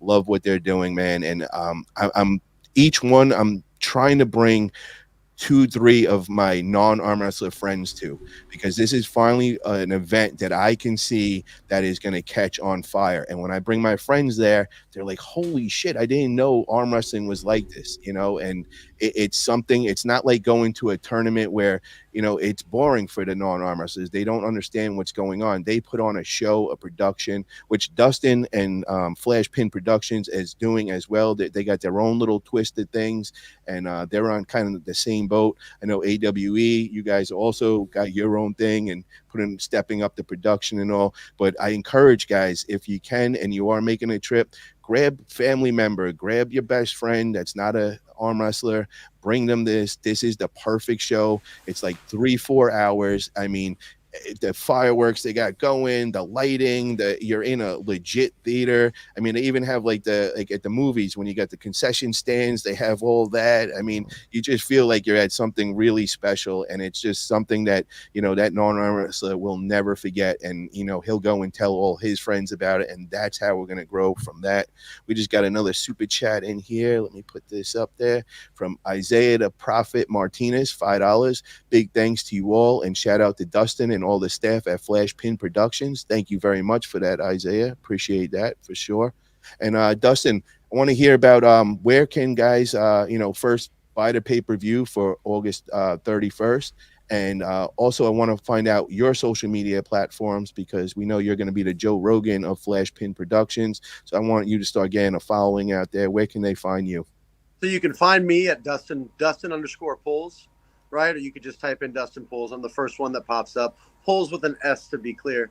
Flashpinproductions.com is where you'll buy your pay-per-view. I think Trey's been in the chat, and he'll put up the link for anybody that wants to buy it. Also, we're going to keep this thing rolling, right? This is just the beginning. Allow us to show you what our liftoff point is like, but bringing in real talent is what we'll do once we establish some guys that are homegrown heroes, get you guys behind some people, and then bring some people that they may or may not beat, but we'll all eventually want to know what that looks like. And then if we have some out-of-state talent that becomes great, we'll lift them as well. That's really the goal, is to lift all boats. And also, Matt Connolly, when you go to India, understand, I want to go smash me an Indian dude at 200 pounds. Real fun. And I want to answer Roy's question over here. Who is the headliner at Knuckles Up? They need to do a KU ranking system. I'm not a big fan of random exhibition matches. Oh, we got some good ones, brother. We got some real good ones going down at this. We got the headliner is Ryan Bowen, is making a trip from Australia, and he's going to be going against Andre Sharkovich, which Andre has just been killing it. And I don't know if you guys been watching. There's been a lot of banter back and forth. They're making videos with each other, and it's been a lot of fun to watch the lead up to this. But Ryan's definitely got a challenge that day. You know, when you look at Andre, he could go on a bodybuilding stage and kill it. But Andre's also an OG puller. I get to pull with him in Florida, and dude is an absolute specimen and a beast on the table. It's going to be a rough one, but I know Bowen's definitely putting in the work. I know he's been doing a whole different diet, and I think it's like a carnivore diet. He's been making these videos where he's eating like a lion, literally, like, you know, like 20-30 pounds of steak in a sitting and all that. So I'm really interested to see what level Bowen comes in.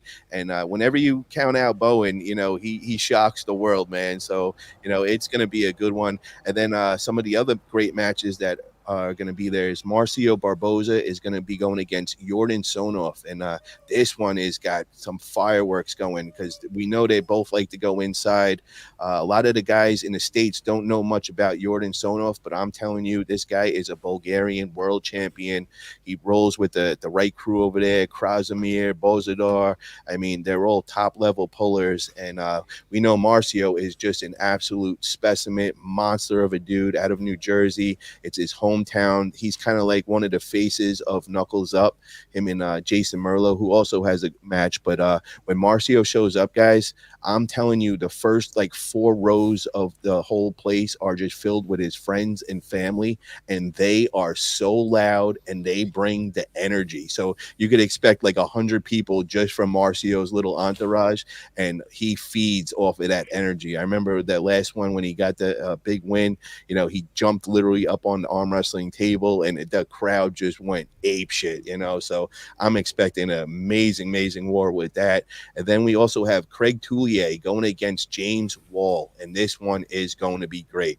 A lot of guys don't know James Wall, but I got to watch him at the last Arm Gods, and Matt, you were over there at that in person, and that was the match of the night. It was like, you know, like a 5-minute like hook war, like just absolute monster. And just so you guys know, I'm getting back on the interviews. I got a bunch of interviews set up with all the Knuckles Up guys, all the athletes. We got James Wall going to be coming on. Craig Toulier is going to be coming on. You know, so I'm going to be doing interviews this week and all, and start going live a lot more, getting my YouTube popping again, and just getting all these athletes spotlighted, man, because, you know, I'm really hitting buttons over here. But yeah, it's going to be a great card to see. Yeah, we got Jason Merlo is going to be on there. He's like the hometown kid over in New Jersey, and he's been killing it. We also got another Australian making the way across the pond, and that's Mario Tambakis, man. And he's going against Plowman, which that is going to be a crazy, insane match. And then we got one of our hometown guys, Robbie Russell, man. That dude is, he doesn't get enough spotlight as it is, but this dude is coming in so peaked for this match. This is like the biggest match and opportunity of his life, and I know he's going to take full advantage of it. He's going against Savet Khan, which that dude is just an absolute stud, just been murdering anybody they put in front of him. But I got faith in Robbie, man. I think Robbie's, he's putting in the work, and this is his time to shine. So that one's going to be also a very good one. So there's a lot of great matches on this card. Definitely make the trip if you can.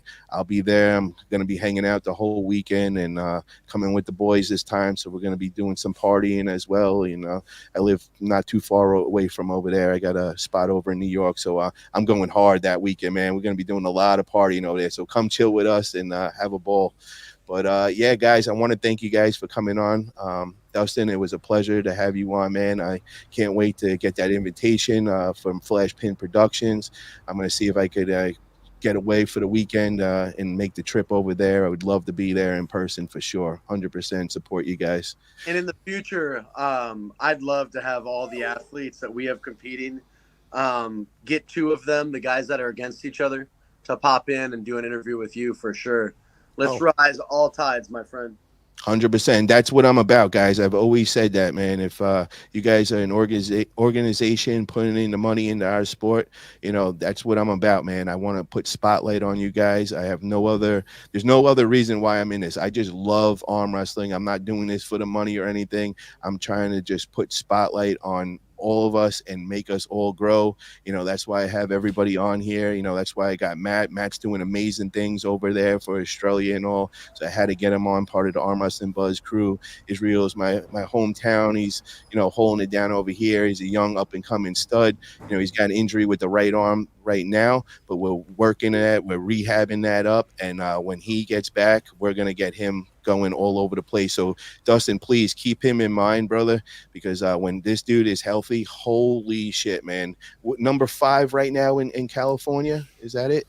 Right now I'm just losing weight and getting weak, bro, but I'll be back. Oh, bro, you are anybody that's been on the table with him. Cool. Fuck yeah, lose the weight. We got an awesome class at 250. I'm telling you, bro, everybody, dude. I've had Toddzilla, I've had Travis, bro. They meet him and get on a table once with him, they never forget him. He's that strong. This dude is a monster. He's going back and forth with guys like Tom Nelson out here. He's giving Derek Smith some issues and all. So I mean, he's the real deal, and he's young. He's been trained by the best from 16 years old. He started off with the legend of our area, Eric Waffel, which was the best left hand in the 90s. I mean, from day one, he's been training with him, and he's our king in our North Cal area. This is the stud, so that's why I got him on here. I was like, yo, we got to get you out of here. We got to get people to know more about you. We got to get you out of the bubble. He works hard and all, but we're going to find time when he gets healed up, and we're going to start traveling around, and we're going to get his name out there for sure. So one last plug for Flashpin. We do have a podcast as well. Like, I shot that actually right before I came here and shot this one. So please reach out anytime. We'd love to see you guys. Absolutely, hell yeah, man. Yeah, but definitely get over there, and we're going to check that out. I definitely interested to see that. And then another podcast I want to make mention of is the 98 Ryan Grandin has just teamed up with Mikey Olivia, who Mikey, guys, that's Sarah Bachman's husband. He is doing big things. I've been hearing about it behind the scenes, and I heard that he just went public with it. He just bought up Flow Arm Wrestling in Florida, and now he's starting his own league over there. It's going to be Pro Gear League, Arm Wrestling League. He's throwing events all over the country. I've been sponsoring a bunch of his stuff. I'm getting behind it when I see these big organizations getting up, and I truly believe in them, and I know the guy's a hustler and whatever. I'm going to get behind him. So, keep your eyes out and ears for him. He's doing big things. He's got big plans. He's got big pockets. He's looking to do some really great things for arm wrestling. His wife is Sarah Bachman. She is a legend of our sport. Just that alone, if they start having matches with, her on the card, that's going to get a lot of eyes. So lots of great stuff coming on in locally in the arm wrestling world. So get behind all of them, support them, get into those podcasts. If you guys got some extra money, throw in, help sponsor these events out. They definitely could use it. Well, thank you guys for coming on tonight. I really appreciate it. It was a great show. We covered a lot of topics, and we'll be back next Wednesday. And the invitation still goes out to Landon Anderson. If anybody knows him, please let him know he is welcome to come on next week. We'd love to have him. I got to go and yell at Hunter Noffz, man. He kind of let me down today, bro. He told me he was coming on and then kind of stood us up or whatever. We'll give you the pass on this one, Hunter, but come on, man. You can't do that, man. I know you're getting to be a big superstar and all, but you still got to come on the podcast, man. He's getting a big head, Paul. Yeah, for real. Oh, yo, one more thing, man. I heard you had something going on where you were interested in getting Hunter a match or something. Was that? Do you want to bring that up, Dustin? Yeah, absolutely. I really wanted to just bring it up with Hunter, but there was quite a lot of dust kicked up between Hunter and Austin Tavis, and I think that they're both fantastic. I'm the biggest Hunter fan alive. Hunter's my dog. I've arm wrestled with him. I understand very well how strong he is. And I just think he's a great guy too. Austin is proven. He looks great. And getting those two to lock horns, Flash Pin is all about it. It would be a headline match that we'd be really interested in putting on for both guys. And we'd fly them out and everything to get them involved. And January would be the time frame we'd love to hit that headliner. So, guys, and more interesting, maybe even a four-way match between Corey Miller, John Theron, Austin, and Hunter. Ooh, I like that.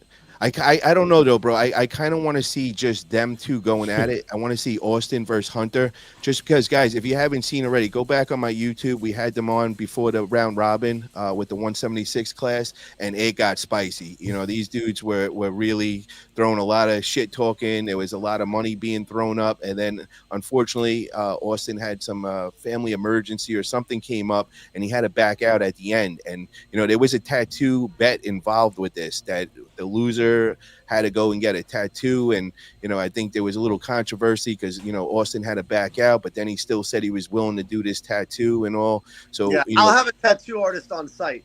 Yes. There will be no question left. 100%. Let's go. Now, so this is an official call out, guys. He wants to see Austin Tavis versus Hunter Noffz. Let's go. We'll have a tattoo artist on hand. We will be going down in January. So, guys, get over to these guys. Let's let them know. And I'm going to definitely invite them on. I want to get Austin on maybe next week as well. We haven't heard from Austin. Want to hear what he's doing. He's got some big things. I heard he just pinned Luke Kent. Is this true? Israel, you might know a little bit more about this. I saw some video of that. He did it in Cali, right? UAL? Or was that Arizona State? No, I think it was Arizona State. Yeah. And wow, it was a tough match. I mean, both of them gave it their all, but Austin did come out victorious. Bro, and there was a lot of shit talking with that. I think Austin was calling out Luke and saying that Luke was dodging all the young bucks and all. And, I guess, Austin got on a plane and he wanted to go in and make this happen. I think he had a big super match that day, right? He had a super match. I think he did have a super match against Giannis, right? Against Giannis, yeah, and he lost against Giannis. But then he did go and have a super match before and then still beat Luke Kent caliber. That's pretty. That says a lot right there. That's next level. So this Austin Tavis, he backs up his words, man. Because a lot of guys could speak, but he really put the action in there, and that's an amazing win. So Hunter versus Austin, that makes sense. Would love to see it. We gotta have those guys on here, bro. That interview is always crazy. Yeah, well, hopefully Hunter will show up next time. We got to go yell at him over this. If we get Austin out here just calling him out, he'll show up. That is true, man. That is true. All right, fellas. Let's see the gun show before we call it a night. There you go. Hell yeah. That's it, guys. Have a great night, everybody. Thank you, chat, for tuning in. Thank you.